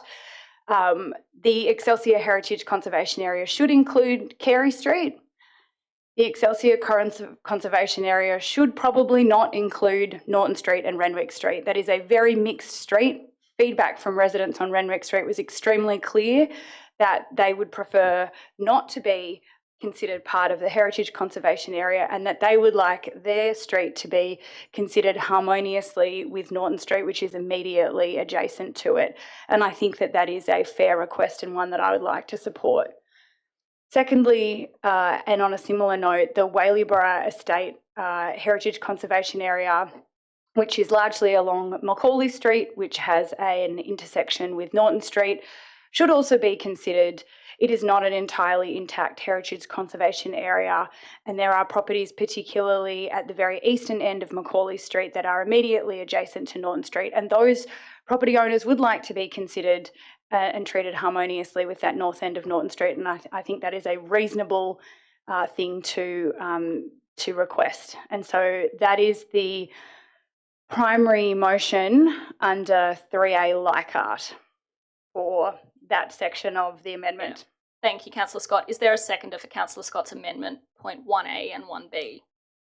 Seconded, Councillor Carlisle. Do you wish to speak to it? Do any councillors have amendments or questions for either Councillor Scott or the officers on 1A and 1B? If not, we'll put that to a vote. All those in favour of those amendments? We have 8 in favour. All those against? Declare that carried. Councillor Scott, point 2. Yes, thank you, Madam Deputy Mayor. Point 3A2 of my amendment is to confirm the work that we will do in stage 2. Now, I've heard a number of people speak this evening, including Councillor Macri, and some points well made in the public forum last week about the need to rebalance this plan so that it includes uplift across the north side of Parramatta Road. And I have been nothing but enthusiastic about that proposition from the day that I joined this council in 2021.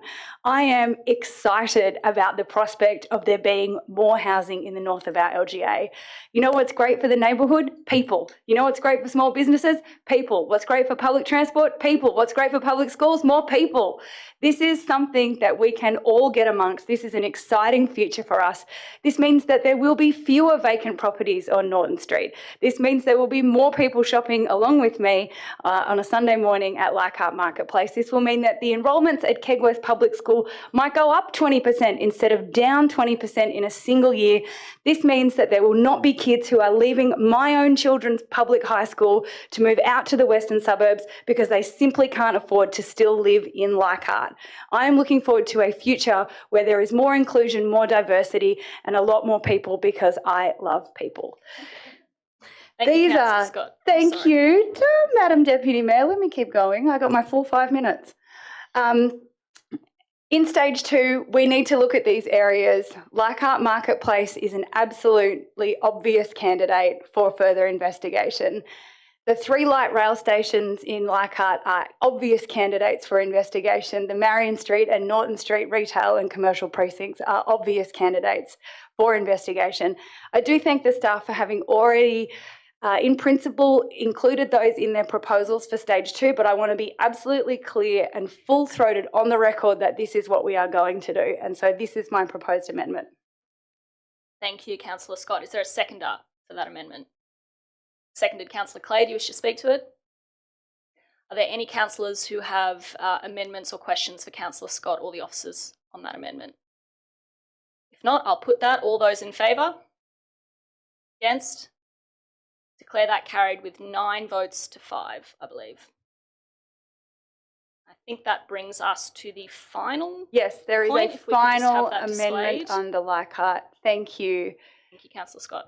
Now, if you are familiar with Leichhardt, you might be familiar with the Leichhardt tram sheds. This is a couple of tram sheds that are on Balmain Road, between Balmain Road and Derbyshire Street, between the Leichhardt Bus Depot and Sydney Secondary College. They surround the shared playing field that is shared between the community and Sydney Secondary College.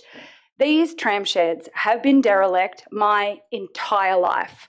They are approaching a derelict state for as long as they were ever operable tram sheds. And this is an absolute disgrace in our community, that we should have something that is just sitting there rotting away while we need much more infrastructure, community space, and the opportunity to make reuse of these for community use. Step one of doing something of actual value with the Leichhardt tram shed site starts with delisting those heritage items. There is absolutely no point in keeping them around anymore. Now, I'm willing to take advice from officers about whether they agree with me or not, but I want to go on the record as saying that these tram sheds are in the way of building more community infrastructure and more green space. And so I'm asking the officers, while they're doing a review of the LEP, to have a look at these heritage items. This is not just a folly of my own. This is something that has been raised with me almost every day, every week at least, since I was elected. And when I was a P&C president before that, and just a mum in the community, something that people brought up with me all the time. Why do we have these tram sheds here just rotting away when they could be doing something more valuable for our community? And this is the time when we should be doing that. So my final request for your future investigations into Leichhardt is to look at the heritage status of those tram sheds and see if we can't do something better with them. Thank you, Councillor Scott. And is there a seconder to that amendment? Seconded. Councillor Clay, do you wish to speak to it? Do any councillors have amendments or questions for either Councillor Scott or the staff, the officers? If not, I'm going to put that to a vote. All those in favour? That is 7, 8, 9, 10. All those against? 10 to 4. I declare that carried. Are there any further amendments to the primary motion, which is point 3, concerning Leichhardt? If not, I'll put that to a vote. All those in favour? Oh. You may. Sorry, Councillor Blake. Thank you, Deputy Mayor. Yes, I'd like to speak against item 3, as it's largely redundant. We outsourced the planning agreements for Leichhardt at our last meeting, so I believe this motion is, this clause is redundant, and so I'll be voting against. Thank you, Councillor Blake. Are there any further speakers against or amendments? Chair, Councillor Macri. Just a question through you to the officers. Is what Councillor Blake saying factual? Is that the case? Because we have actually voted to actually go into partnership with the state government. Is that correct, what he's stating? I'll put that to the officers. Through you, Chair, if I could just clarify, we're referring to the announcement regarding the collaboration with the Department of Planning with respect to the review of zoning and housing on Parramatta Road. Yes, the motion was passed at the last meeting. Yes.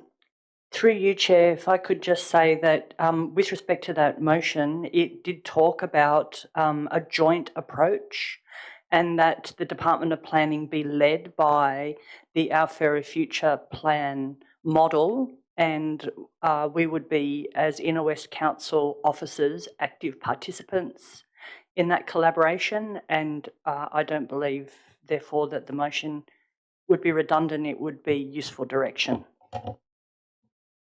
Thank you. Any further questions, amendments, or speakers against? If not, I'll put the vote. All those in favour of point 3. If we have 7, 8, 9. All those against? 9 to 5. I declare that carried.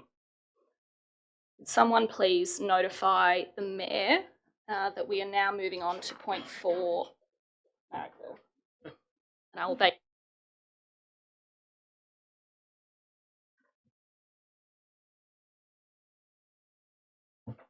Okay, that brings us to motion 4 in regards to Marrickville. Can I ask that any councillors who have declared a conflict in relation to Marrickville absent themselves from the chamber? I believe Councillor Macri has already done so. I'll ask the minute taker to note that, please. Councillor Howard. Thank you. So I would like to move the officer's recommendation with a series of amendments. I'm going to propose that I speak to the item, just flagging some of the amendments broadly, and then I'll come back and explain the amendments in depth. So I just want to begin, as the Mayor did earlier in the meeting, by thanking our staff for the immense amount of work that has gone into developing the Our Fairer Future plan. This has been months of careful research, technical planning, and community consultation, and I know how much effort it has taken. I value that work, and I value the careful and considered advice you have offered. I also want to thank the many residents who have engaged constructively and thoughtfully with this process. I want to assure you that I have read each of the submissions that have been sent to me, and I have given them deep consideration, often late into the night. I understand the weight of the decision here tonight. Planning is never straightforward. It's complex, it touches people's lives directly, and it requires us to constantly strive to strike a balance between growth, amenity, affordability, and sustainability. Like all big, complex debates, it's important that our debate on these issues is grounded in facts, because only then can we make the best choices for the future of our suburbs. There's been a lot of misinformation about these plans, and I think it's important to put some of those facts on the record. The plan does not remove parking from Marrickville Road. It does not roll out parking meters in Marrickville or Dalich Hill. It does not force anyone to sell their home. It will not see our suburbs razed to the ground overnight or the decimation of businesses on our high streets.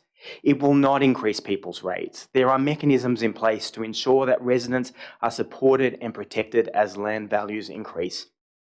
And it follows a comprehensive community consultation process. I will point out that some residents of other council areas have found that their suburbs have been rezoned only after the New South Wales government gazetted those plans. Now, that's not good enough. That shouldn't be the benchmark. But here in the Inner West, we had a 6-week-long process that provided significant opportunity for local residents to participate and help shape the plan. And you have. At its heart, the Our Fairer Future plan is about shaping the future of our suburbs. And I believe it to be a nuanced, place-based effort to tackle the complexities of planning, but whilst also tackling the housing crisis head-on. It will increase the supply of housing, which is critical. Economists are clear. When more homes are built, it helps take the pressure off prices and rents by giving more people more choice and easing competition for limited housing stock. Now, supply is not the only factor. But you know what? It is the lever we have available to us here at the local government level. The plan also ensures that as we grow, we invest in our community through better walking and cycling connections, through new public spaces like the Marrickville Town Square, and through infrastructure investment that enhances and improves your public spaces and places. There's a lot to look forward to. And importantly, it delivers additional affordable housing, both through the private market, yes, and through what is arguably the boldest attempt by any council in New South Wales at least, to use the levers available to us to genuinely deliver affordable homes. Now, this plan will see greater change for Marrickville than any other suburb. I acknowledge that, and I hear residents who want to see that addressed. I do too. I agree that that imbalance needs to be addressed. Stage 2 of the Our Fairer Future plan will focus squarely on suburbs to the north and to some of the suburbs in the south that haven't been touched. But I want to point to the state-led proposals, including the Bays West precinct, that will see thousands of additional homes in suburbs like Balmain.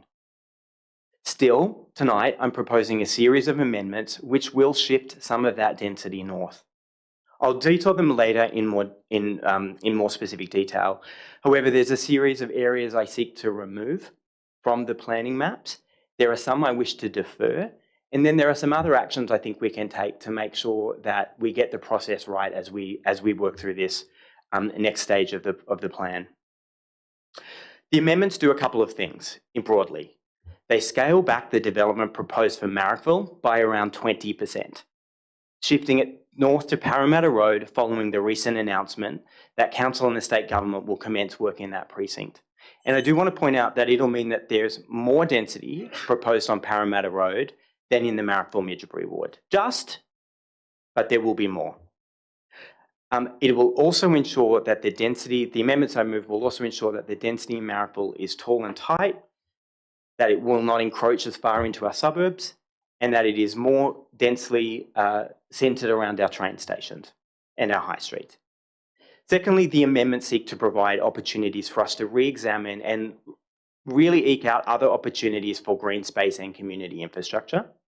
And thirdly, they do seek to give some of the... Chair, I move an extension of 2 minutes. Time of 2 minutes. The Deputy Mayor will move an extension of time of 2 minutes, seconded by myself. All those in favour?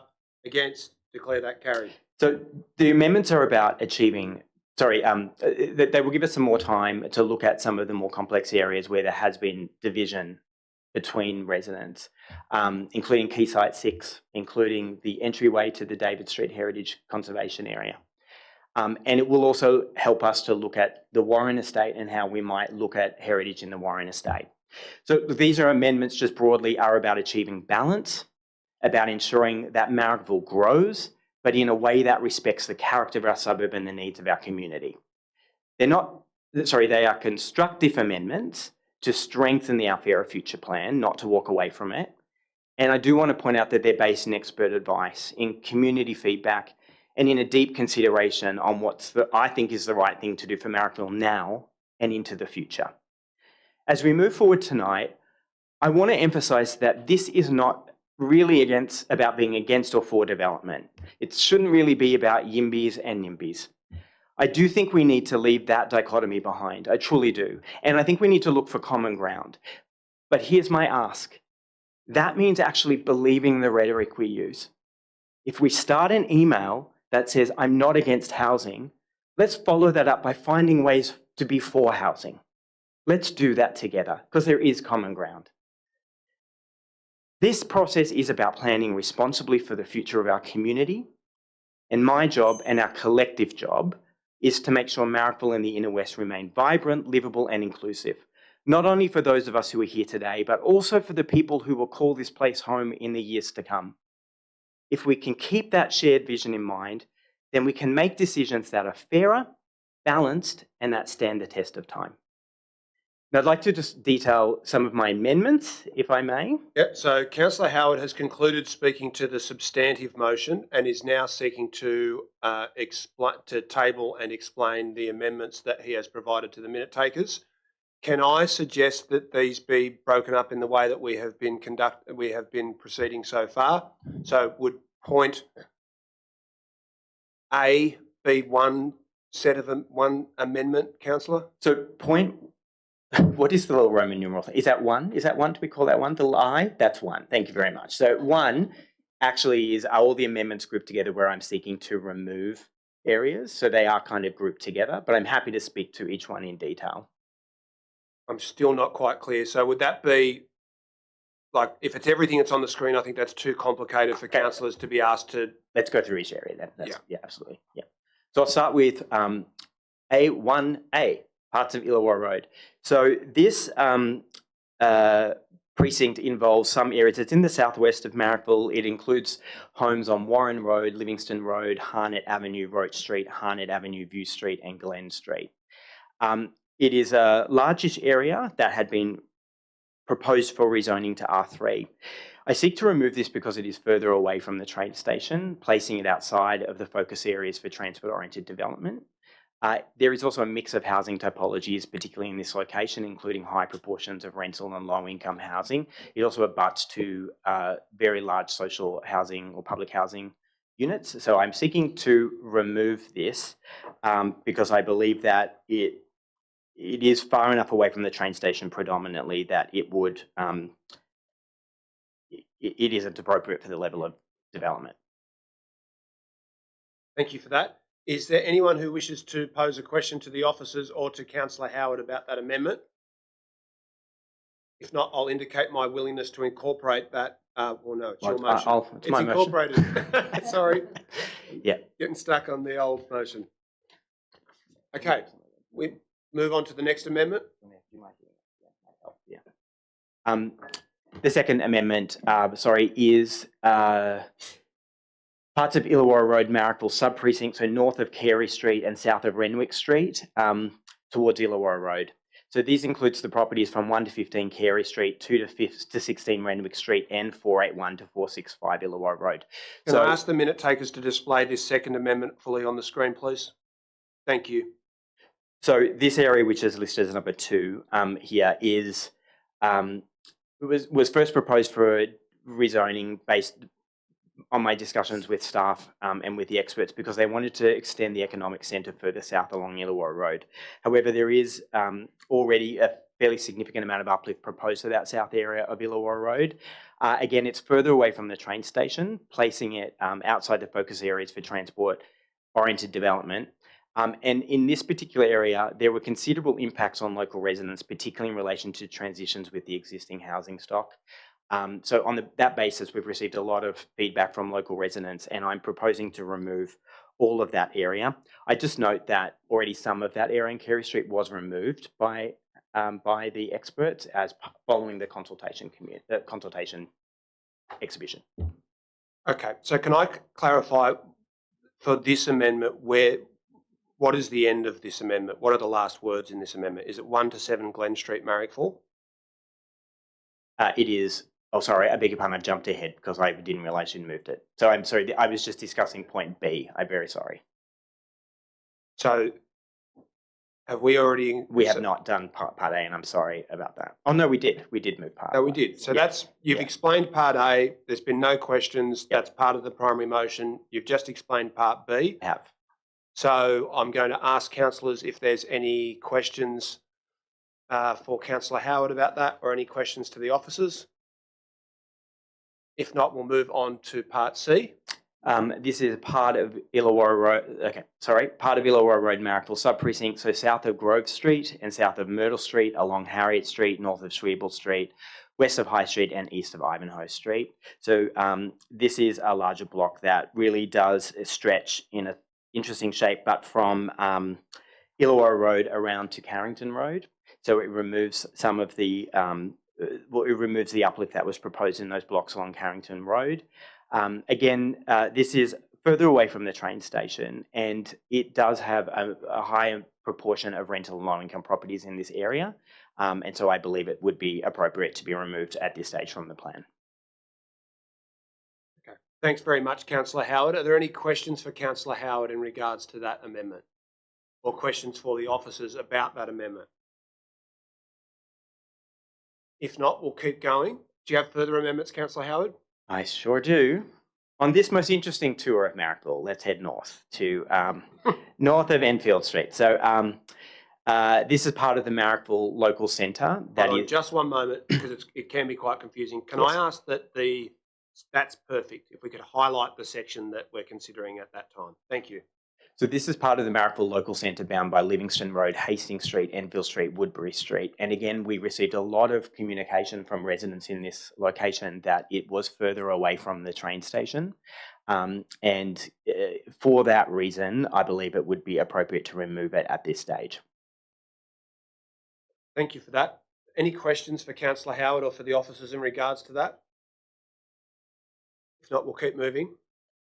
The next part is part E, which is marked as 5 on those maps. So this is again a part of the Marrickville local centre sub-precinct. So it's south of Graham Avenue and Yabsley Avenue, the R3 block bound by Lilydale, Petersham Road and Stanley Street. So it includes streets including Yabsley, some of Livingston, one side of Graham, just the top part of Lilydale and Stanley Street, the north side of Stanley Street. Again, this does represent rezoning, which is to the north of and further away from the train station. So it is comparatively to other areas where we are looking to proposing to uplift the zoning. It is further away from the train station and from reliable public transport, and this does have a higher proportion of rental and affordable housing in this area also. Thanks very much, Councillor Howard. Are there any questions for Councillor Howard in regards to that amendment or for the officers? If not, we'll keep moving.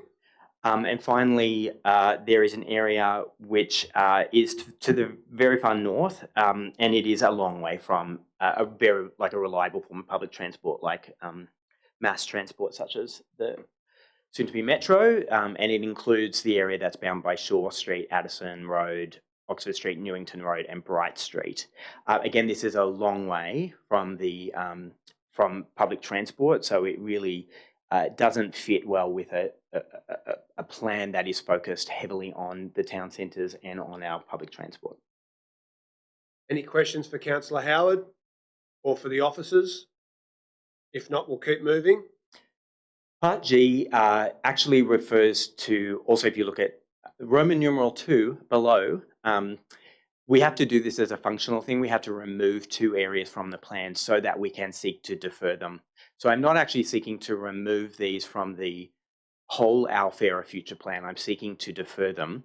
However, we do need to remove them in order to do that, is the advice I have received from the council staff. You're referring to point G? NH, G and H. Okay.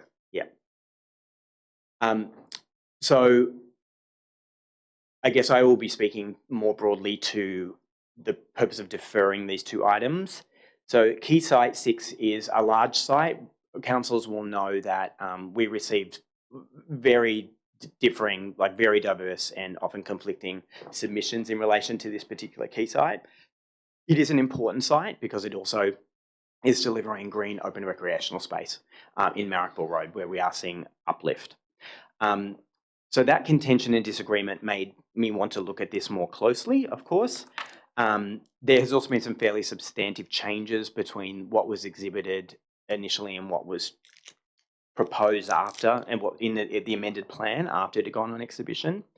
I also really think that there are other opportunities for these sites where we could look to maximise even further the green and open space. And so I'm seeking to remove it from stage 1 and to defer it to stage 2. I'll just speak to the point H, if I may, as well, just because it is similarly it's related. This is a series of homes on the south side of Marrickville Road that sit between Livingston Road and Anderton Street. So 394 to 410 Marrickville Road. These is a very interesting mix of homes. Some of these homes relate to the David Street HCA that sits behind it. Others do not. And there's some of the homes have been zoned, proposed for zonings that are R3, R4. Others have not. And we've received submissions, and including in the public forum, in relation to some of those properties. I've received quite a bit of feedback also from residents behind in the David Street HCA concerned that the density there might not be a match for that HCA.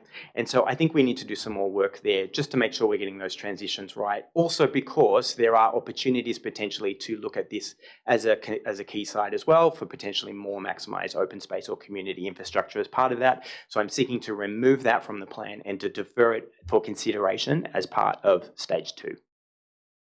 Thanks very much, Councillor Howard. Are there any questions for Councillor Howard about that, or questions for the officers? Okay, we'll move on to the next one. I don't think anyone could accuse Councillor Howard of not paying enough attention to the Marrickville components of this plan. 3. 3. Revise the design guide which will inform the Inner West. Sorry, now I can't read my own thing.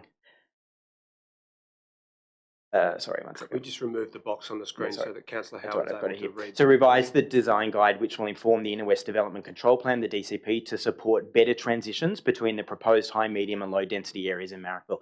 So this really is making sure that when we do that DCP work, that detailed design work, that we are looking at transitions and doing what we can, given the zonings, to minimise impact around transitions and to make sure we get those right.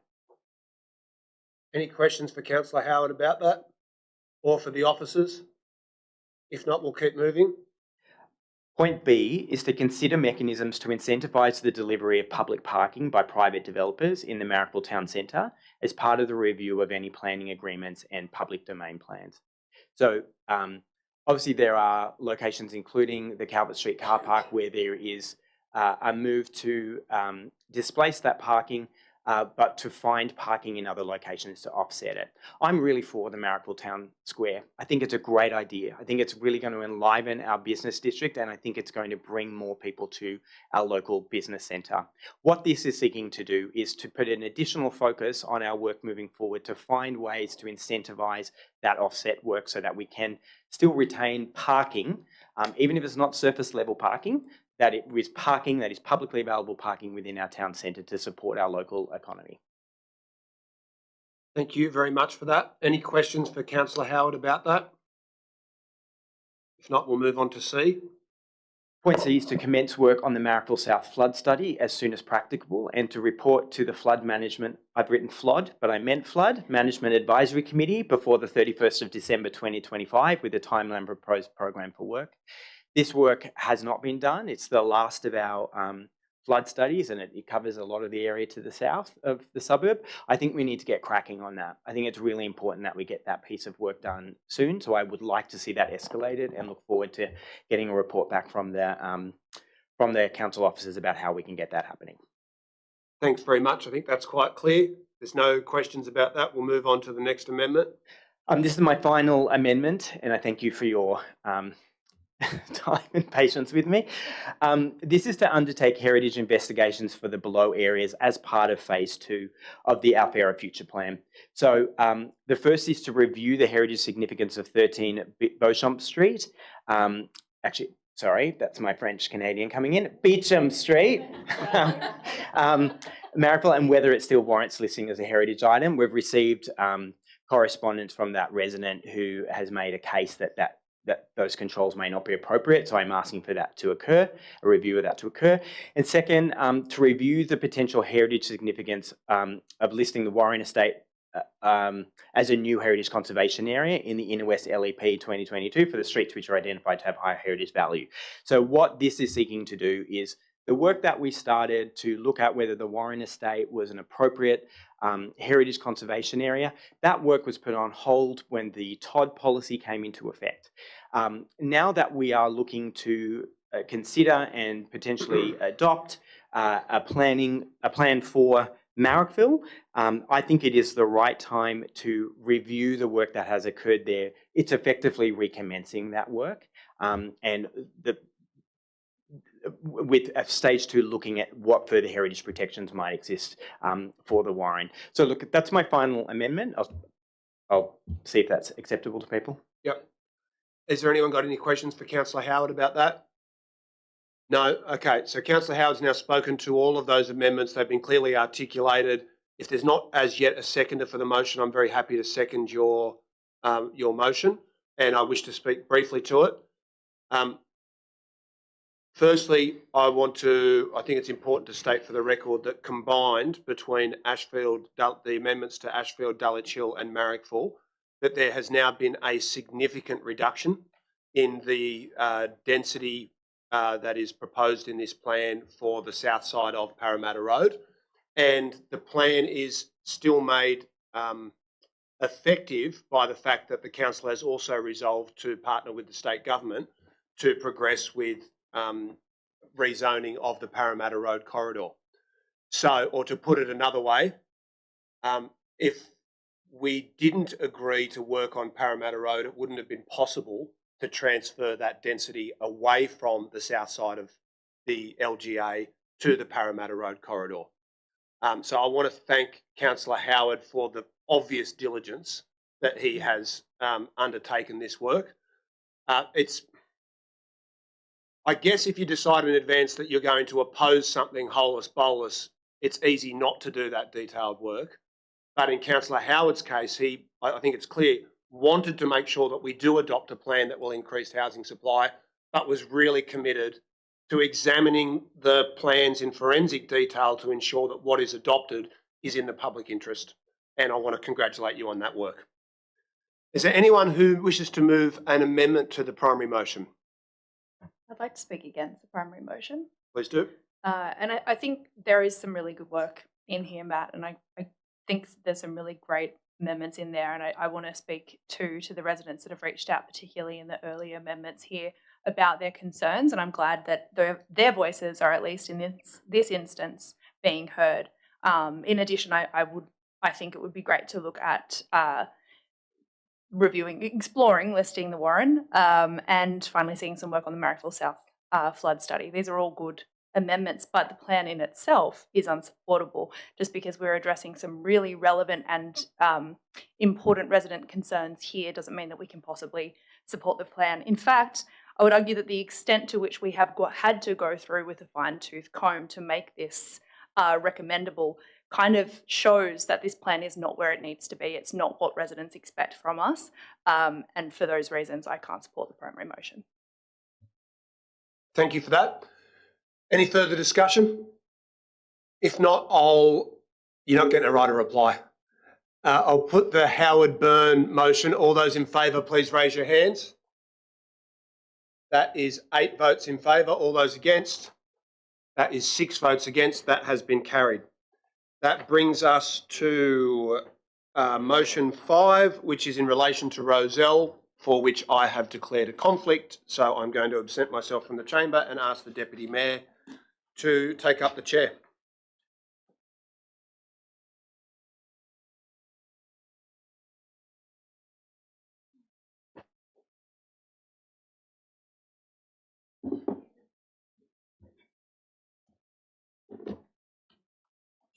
Just going to request that the minute takers display point 5 on the screen. Thank you.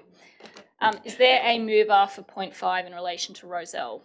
Deputy Mayor, I'll move the officer's recommendation for point 5. Would you like to speak to it, Councillor Scott? I'll waive my right. Is there a seconder? Seconded, Councillor D'Arienzo. Would you like to speak to it?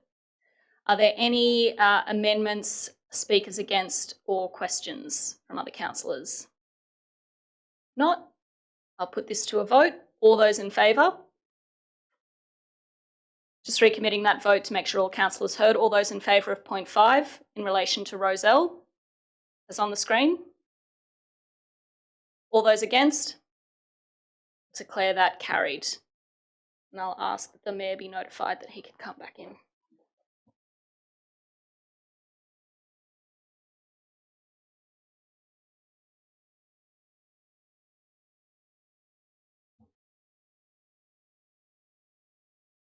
Okay, thank you for that. That brings us to motion 6 in relation to St Peter's.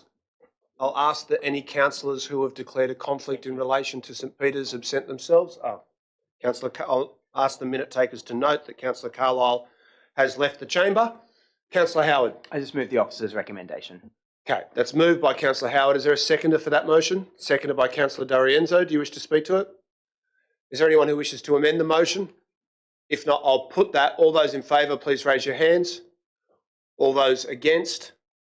That is 9 in favour and 5 votes against. That has been carried. Okay, now I'm going to seek some advice from council officers. We've now dealt with, so I don't think there's anything else on the agenda for item 1, which requires to be separated out in order for councillors to deal with their conflicts. So the items on which there were conflicts have all been resolved. Yes. So is there any reason that the points 8 through 11 could not be dealt with as one motion? Sorry, 7 through 11? I'll put that question to the officers. Through the Mayor, yes, they couldn't be dealt with as one motion. Okay, thank you. Well, I'll move that way, seconded by Councillor D'Arienzo. I, in doing so, wish to table a minor amendment, which I've provided to the minute takers, which is in relation to, what point is about the car parks? Oh no, that's different. Yep. Sorry, I got confused. That's item 3, which we're not remotely up to yet. I'll waive my right to speak on the motion. I'll ask that the motion be displayed on the screen. Does anyone have any amendments to the motion? Councillor Atkins. I do, which I have provided to the minute takers before. Yep. There is an amendment to insert a new point 8 that council enshrine the dwelling mix table outlined in the draft plan within the LEP rather than the DCP.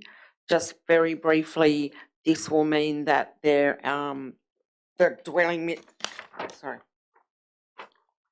This will mean that the dwelling mix, which has been raised by people on all sides of the debate on this plan, and we all know that it's vital that there be a balance of dwelling sizes to attract a diverse range of people and families to the inner west. By placing this in the LEP, we ensure it is mandatory. Would you like me to speak to the other amendments? What I'm actually going to do is propose that we deal. It's quite a complicated mix of amendments. I want to flag that I had already provided wording to the minute taker for an amendment that is very similar to what is proposed in your amendment 10C. And so which reads that the Inner West Affordable Housing Policy be, I would say amended rather than reviewed, with the addition of a definition of affordable housing as per the housing SEP as housing for very low and moderate income households with tenants not to pay more than 30% of their gross household income in rent. I will incorporate that into the primary motion, and I'll set aside the wording that I'd already provided to the minute taker because it is substantively the same issue. So I'll ask the officers to cut that out, incorporate it into the primary motion, and then if you don't mind, Councillor Atkins, if we can just go back and slow down a bit and start with the amendment to point 8. And if you are able to speak to that and if you could explain it for us. We have in the draft plan a dwelling mix table, which it is proposed be in the DCP. Yep. People on all sides of the debate have made it very clear that they consider the dwelling mix is an important issue, that we have a mix of the types of homes that different types of people and families would want to live in. So the issue is then that if we put it in the LEP rather than the DCP, it will be a mandatory requirement. I'm going to seek advice from council officers about why their recommendation was for the dwelling mix to be a matter to be considered in the DCP rather than the LEP. Through you, Chair, the recommendation for the dwelling mix to be in the DCP rather than the LEP is because the DCP provides a signal and something for officers to assess an application against, and yet still provides appropriate flexibility for proponents or applicants when they are bringing in particular challenging sites that may be constrained by their size and therefore by their floor plate and their internal design. And in the event that the dwelling mix is in the LEP, it requires a clause 4.6 in order to amend it, which makes it administratively more challenging for all parties. Okay, I think that advice is quite clear. On that basis, I will oppose the amendment, not incorporate it into the primary motion. So we're now debating Councillor Atkins' amendment. Is there a seconder for that? Seconded by Councillor Antonou. Do you wish to speak to it? Not at this time. That's waived. There's no further discussion. I'll put the Atkins-Antonou amendment. All those in favour, please raise your hands. That's 5 votes in favour. All those against? That is Councillor Rossetti here? No. Okay. That is 9 votes against. That has been defeated. So we'll go to the next amendment from Councillor Atkins.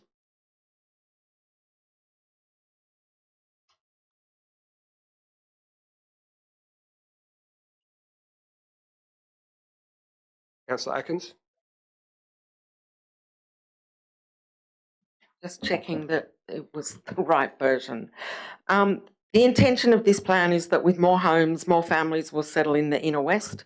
If more families come and the new homes are apartment blocks as envisaged by this plan, then more green space, school places and early learning places are essential, as are plans for aged care places.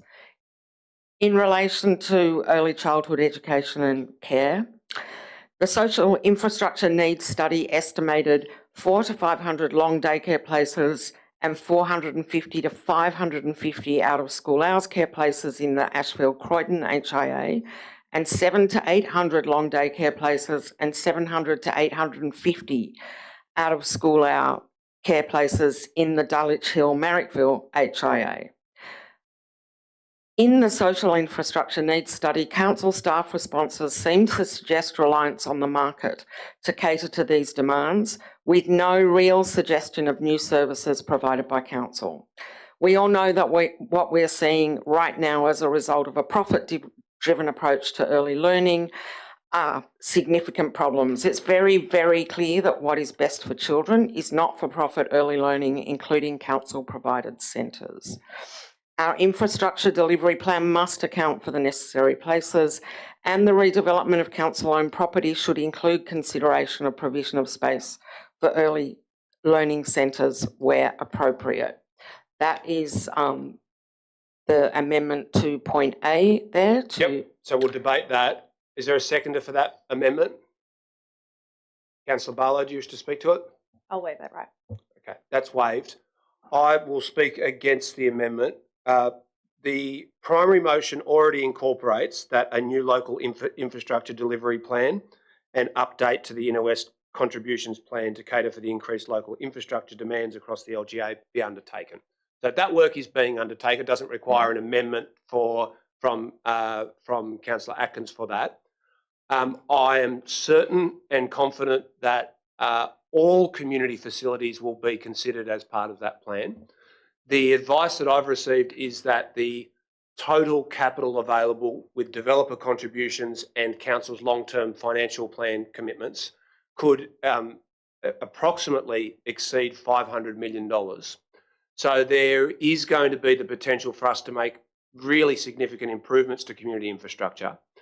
I think it's a bit, I think it's incongruous that councillors who have voted not to adopt the plan, so for there to be no new housing and therefore no new developer contributions, would also then seek to determine what would happen with the contributions that won't occur through the housing that's not delivered. I'm not suggesting that there's anything improper about that, but I do think that there's a conflict between, not a conflict. I don't think those two things are consistent. I'm confident that we will look at childcare facilities, but I don't believe that this amendment from Councillor Atkins is required for that to occur.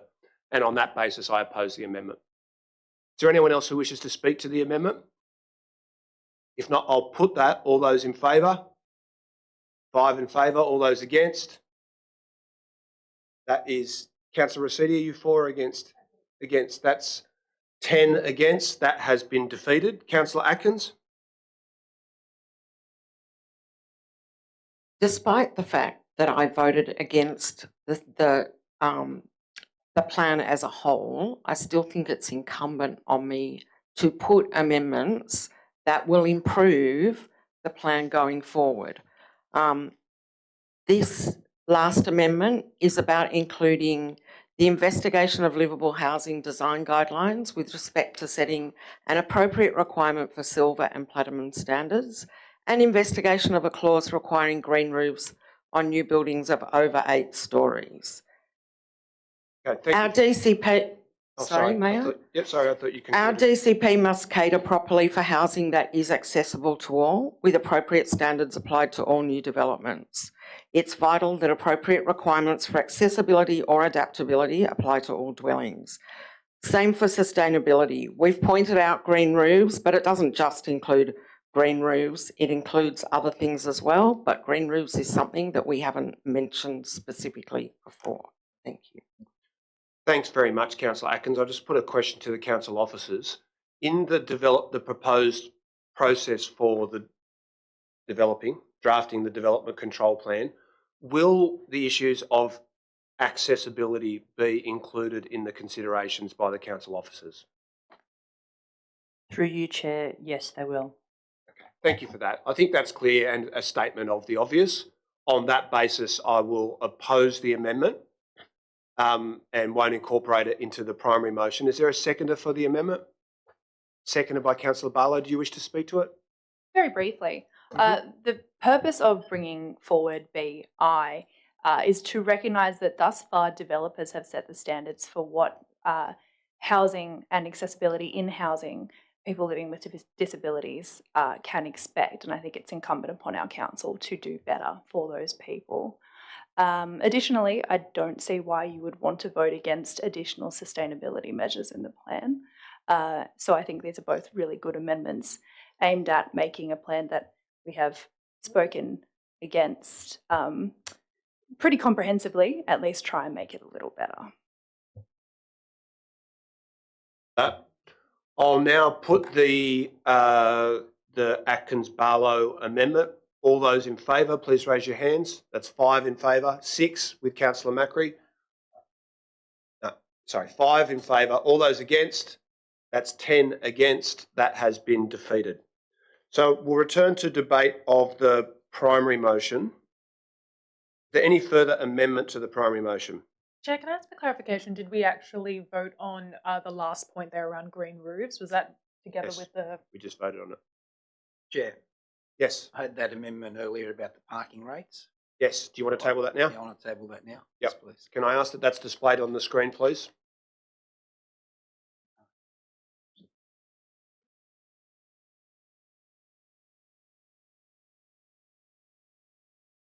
Chair, it's fairly self-explanatory. Basically, studio apartments would remain the same. One bedders will be required at 0.5, so that's for every 2 one bedders, 1 parking spot. 2 bedders at 1 parking spot and 3 bedders at 2. They're the rates that I found work when dealing with development, and noting that 91% of people in the inner west have cars, households have cars, and changing the word from maximum to minimum. Keeping in DCP makes it a guideline still and gives flexibility where there's the ability where there isn't the opportunity to provide parking. Doesn't mean you don't build a building if it's not balanced and can't be sustainable. But it gives you the opportunity right near public transport nodes to be able to vary that as well. That's all I'll say, Chair.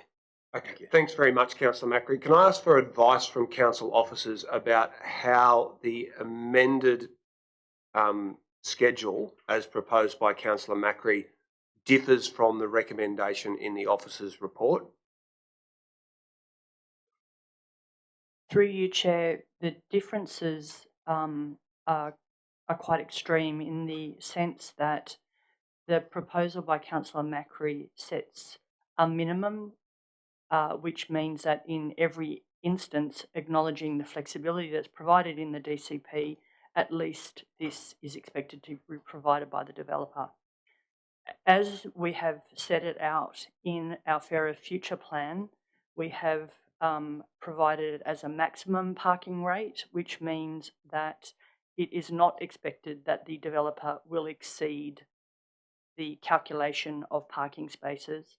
Further to this, while both acknowledge 0 car spaces for studio apartments, in our Fairer Future plan in the Tier 1 areas, we also have 0 car spaces required for a 1-bedroom unit, 0.4 of a car space for a 2-bedroom unit, and 1 car space for a 3-bedroom unit for those areas that are well serviced by public transport. That's because one of the fundamental concepts around the Our Fairer Future plan is about providing additional housing around areas that are well serviced by public transport and transforming modal shift away from cars to public transport. Okay, thank you. I think that's quite a clear explanation. I will speak briefly against the amendment. I don't necessarily disagree that there should be amendments to the parking requirements to be considered during the development control plan, but given that the advice that we have is that this amendment is a substantive departure from what's been recommended by the officers, I'm not comfortable with doing that on the run, and I would prefer that we consider what Councillor Macri is suggesting as part of the DCP process. So on that basis, I will oppose the amendment. Is there a seconder for the amendment? Seconded by Councillor Rosidi. Do you wish to speak to it? Okay. Is there anyone else who wishes to speak to it? If not, I'll put the Macri-Rossetti amendment. All those in favour, please raise your hands. That's 2 in favour. All those against? That's 13 against. That has been defeated. Are there any further amendments to the primary motion? Yeah, sorry. Yes. Councillor Blake? I have an amendment to what was number 11, which I provided to the minute taker. Yep.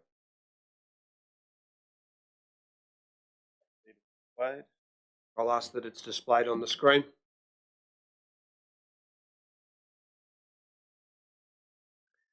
Thank you. So this is an addition to clause 11 to do some more advocacy with this plan.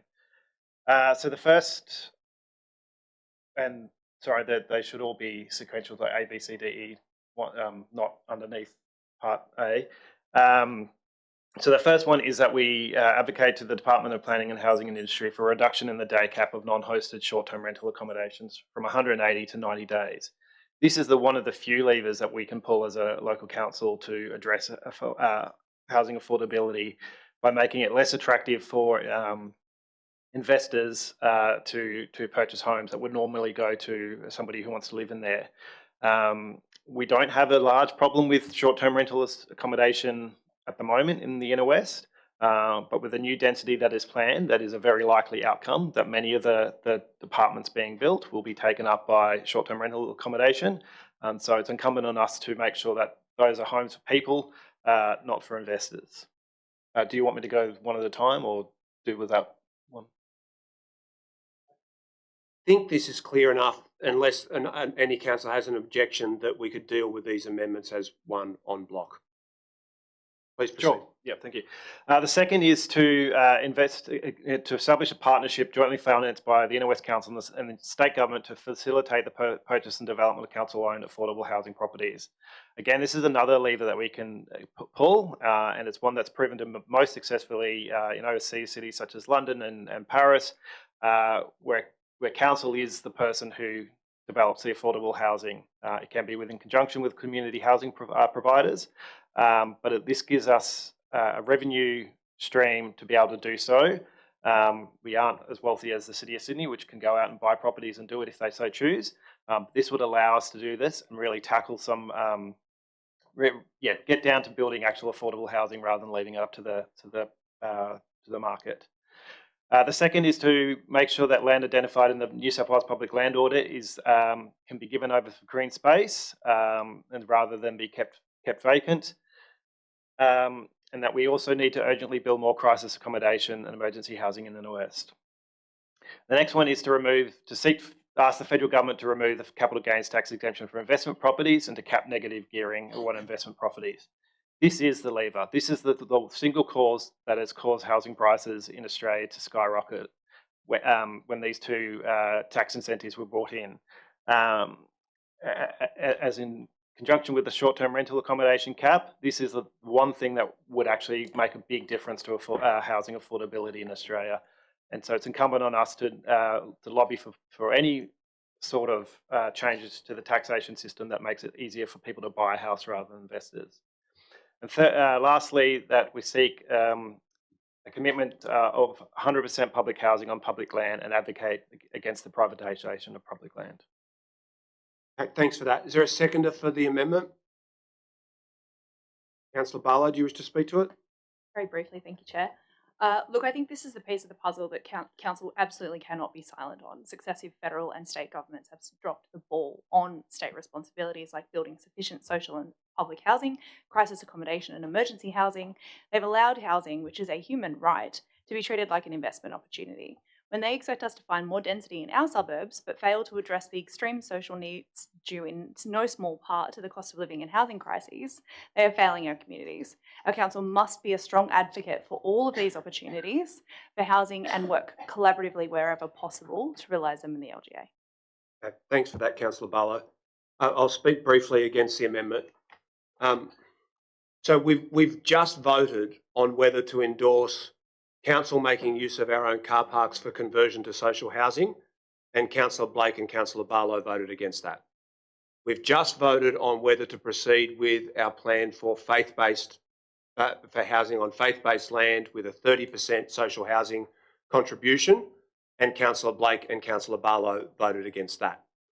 We've just voted on whether to endorse the project at Camperdown at the former WestConnex dive site, in which the government has committed to 220 social housing dwellings. That's a result of our advocacy. Councillor Scott's the one who moved the motion that made that happen. And Councillor Blake and Councillor Barlow voted against that. So I'm not quite sure what the purpose is of, after voting against all of those provisions, then subsequently moving an amendment that doesn't do anything ourselves, but just takes up issues that we could advocate to other levels of government on, after having just voted to say we don't want a compact with the state government for 1,000 new social housing dwellings.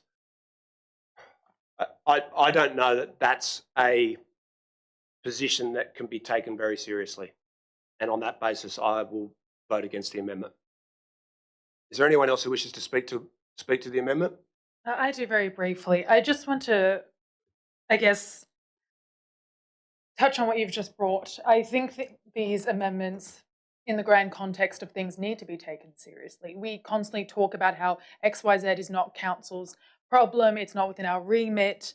There is a level of advocacy that we should be taking up. We are elected to represent local communities, and they feel a lot closer to us and be able to speak to us about their needs, so we can go on and represent them to the state and federal governments. I think there's a very uncharitable view of the reasons of why we voted against the substantive motion earlier this evening. All of us were incredibly clear with our issues with the plan. We weren't voting it in blanket and saying absolutely everything that was brought in those amendments was inappropriate.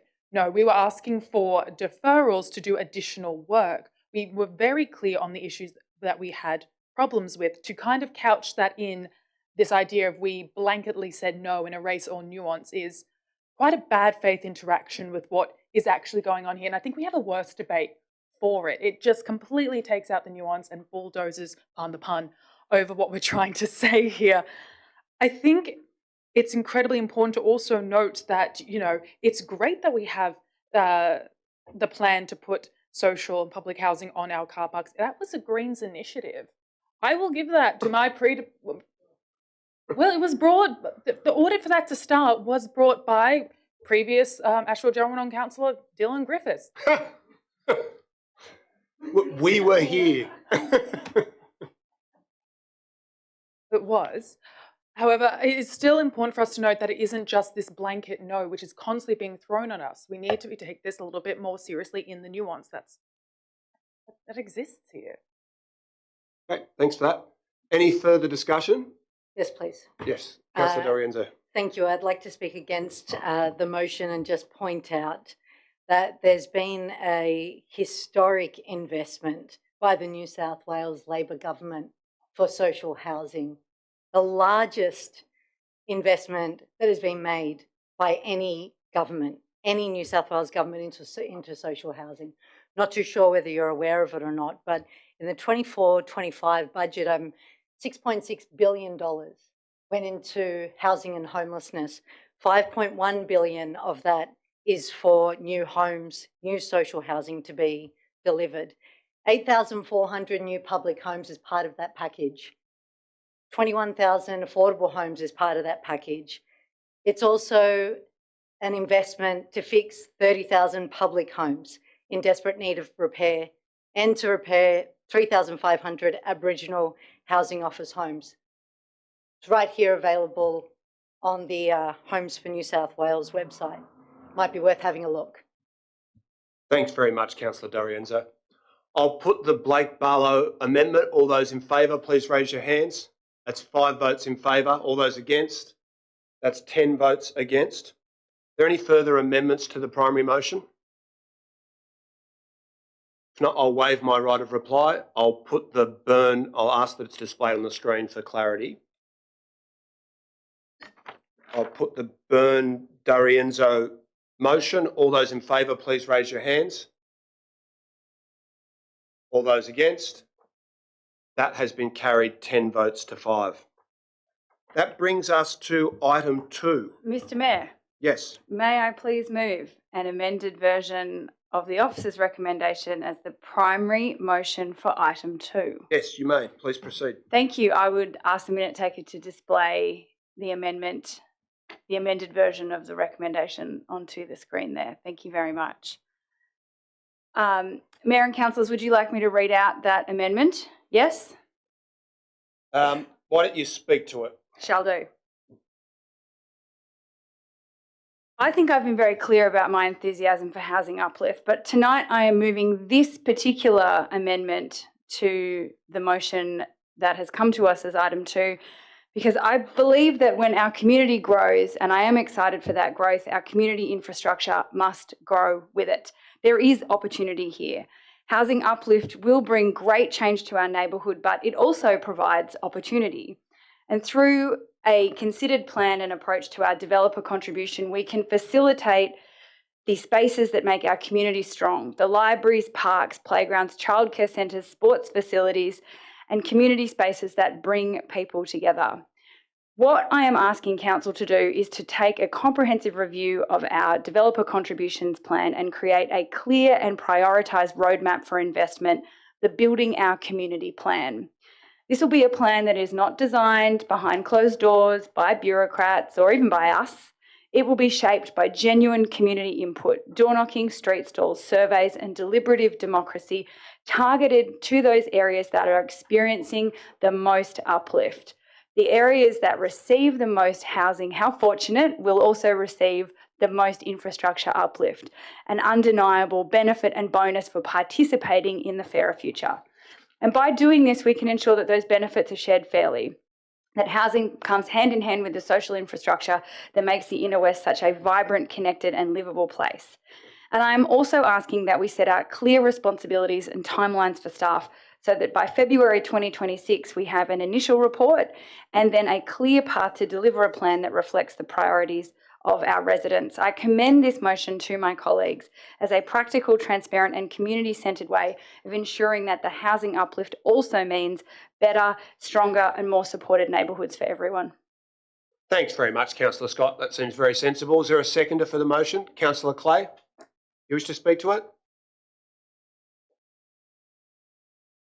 I'll speak to it if there are any objections to the plan. Okay, thanks very much. We've got the primary motion before us. Is there anyone who wishes to amend it or to speak against it? I do have additional amendments. Councillor Chair. Macri, then Councillor Barlow. Just a question, Chair. Yep. The actual contributions plan and the actual community facilities and infrastructure that are going to be built or looked at, if they're raised in Marrickville, Dalich Hill and Ashefield with the bulk of the money, is that money going to be like the old Section 94 plan that actually those funds will be quarantined to those areas? I'll put that question to the officers.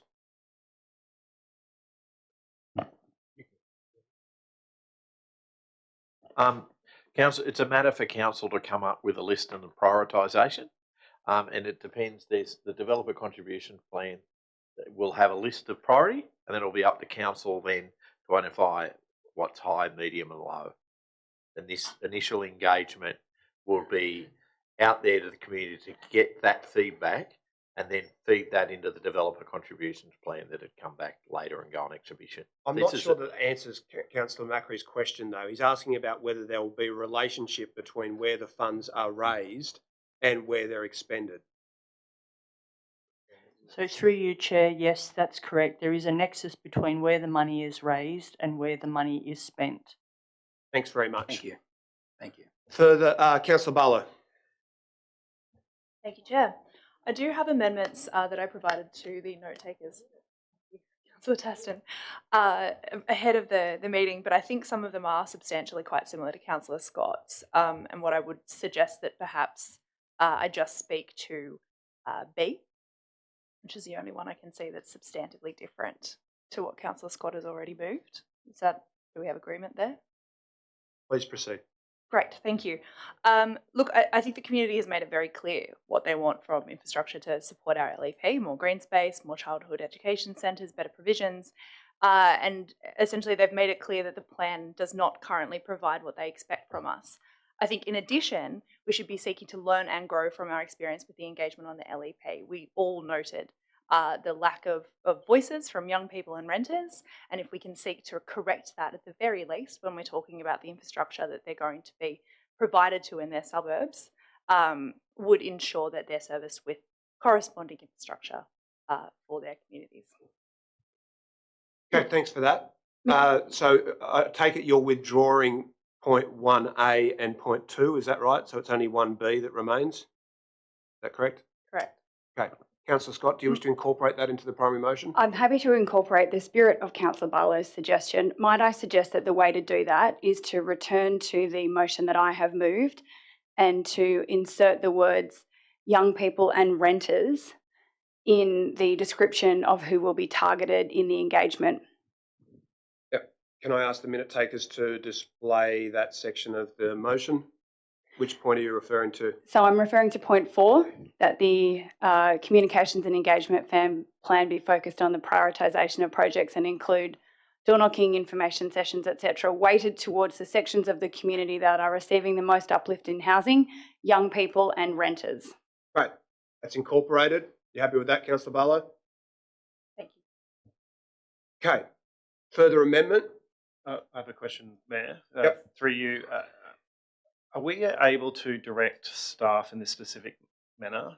Do we not have to ask the General Manager to do a task? I'll put that question to the officers. Council is able to do it. It's not. It's general advice on where it's going. Obviously, I'll be ultimately responsible for it. Thank you for that. Any further amendment? If not, I'll go to Councillor Scott for a right of reply.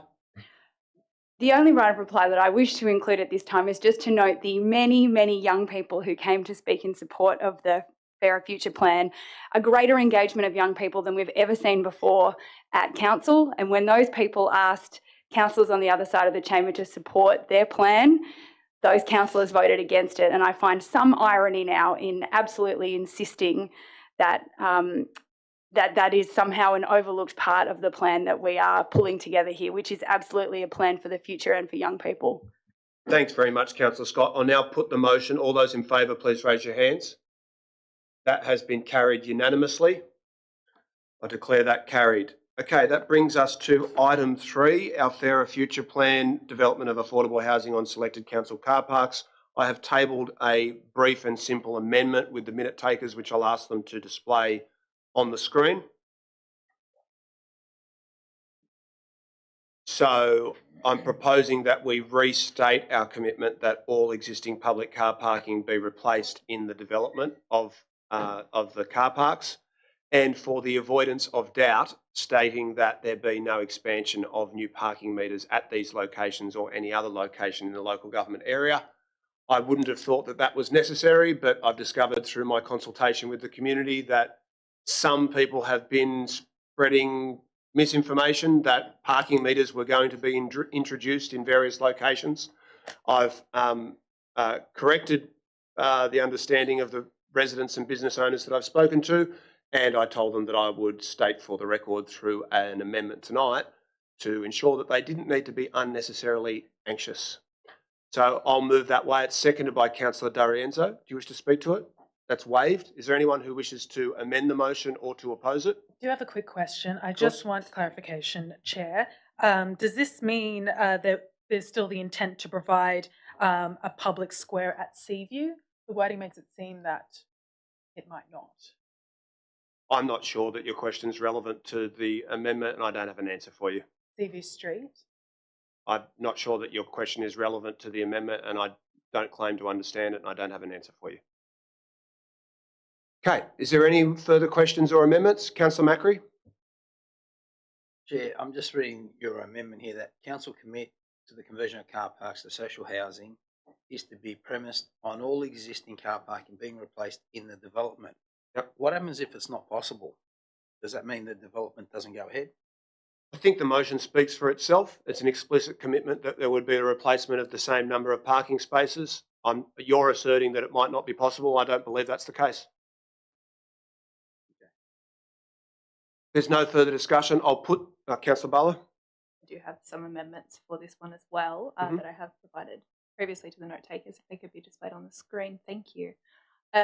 Look, I think it's great to see that the work is progressing on these projects, and I think there have been a number of business owners that have approached us with concerns about the loss of car parking, and I think it's worth council just engaging with these residents about the loss of car parking in their areas and looking at ways that we can ensure, which we are, the best outcome for this area.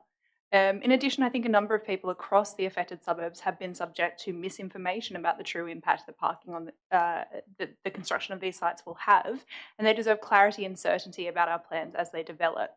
They also deserve the opportunity to consider how those concerns will be addressed by the proposal and the chance to address council about them. Keeping these plans confidential appears to serve no good purpose, and it's important to transparency and accountability, as well as assurance for our community that we hold ourselves to that standard. It's for those reasons that we're asking that these documents be made public as soon as possible and that we engage with the concerned business owners about the plan. Thanks, Councillor Barlow. Is there a seconder for the motion, for the amendment? Councillor Antonou, do you wish to speak to it? Just briefly, I think this is a really simple amendment to the process to make sure we're implementing this initiative well. It goes back to that trust element that's been brought up time and time again. There has been fear-mongering over this, so getting our processes right is crucial, not just for transparency, but for ensuring that we can also myth bust on the fly. We can work well in tandem and in good faith to ensure we balance community needs. Good design and process means we don't have to compromise. So that is why I'm seconding this amendment. Thanks very much for that. I'll just speak briefly against the amendment. I'll note again that only a few moments ago, both Councillor Barlow and Councillor Antonou voted against our project to convert car parks to social housing. So I am confused as to why an amendment such as this would now be moved by those councillors when they have voted on the public record to oppose the project. I also note that as a matter of course, and council's community engagement process and our statutory obligations, that were the expression of interest process that's proposed by the officers to proceed, and that we were to engage with a community housing provider and designs were to be developed, that there would be a legal requirement on council to engage with the local community, including the stakeholders listed in the amendment, and on that basis the amendment is unnecessary and redundant, and I will oppose it. Is there anyone else who wishes to speak to the amendment? If not, I'll put that. All those in favour, please raise your hands. That's 3 in favour. All those against? I'll recommit that vote. All those in favour of the Barlow-Antonou amendment, please raise your hands. That's 6 in favour. All those against? That's 9 against. That has been defeated. I'll now go to the primary motion moved by myself and Councillor D'Arienzo. I'll put that. All those in favour, please raise your hands. That is 8 in favour. All those against? 7 against. That has been carried. That concludes the business of the evening. I want to thank... Sorry?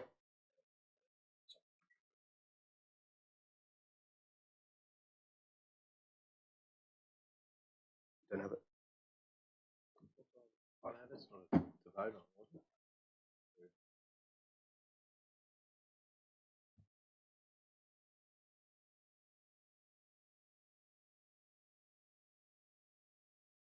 Everyone in possession of item 4? I'll ask the General Manager to explain what item 4 is.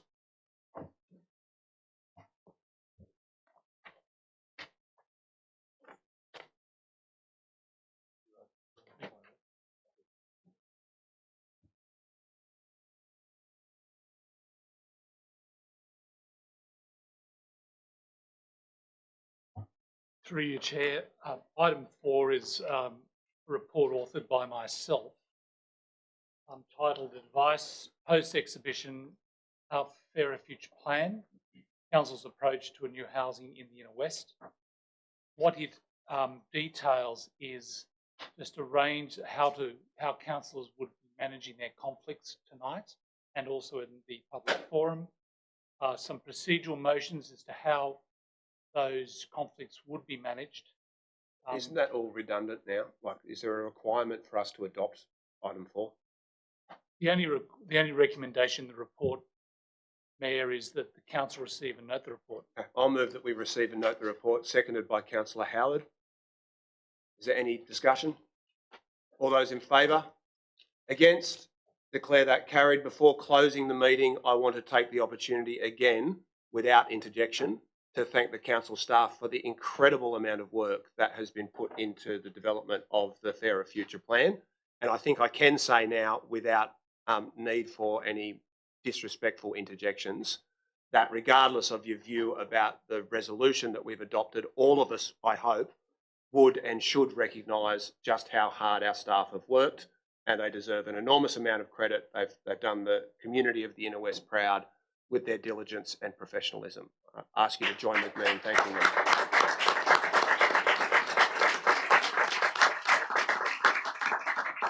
The Fairer Future Plan has been adopted. I'll declare the meeting closed. Woohoo!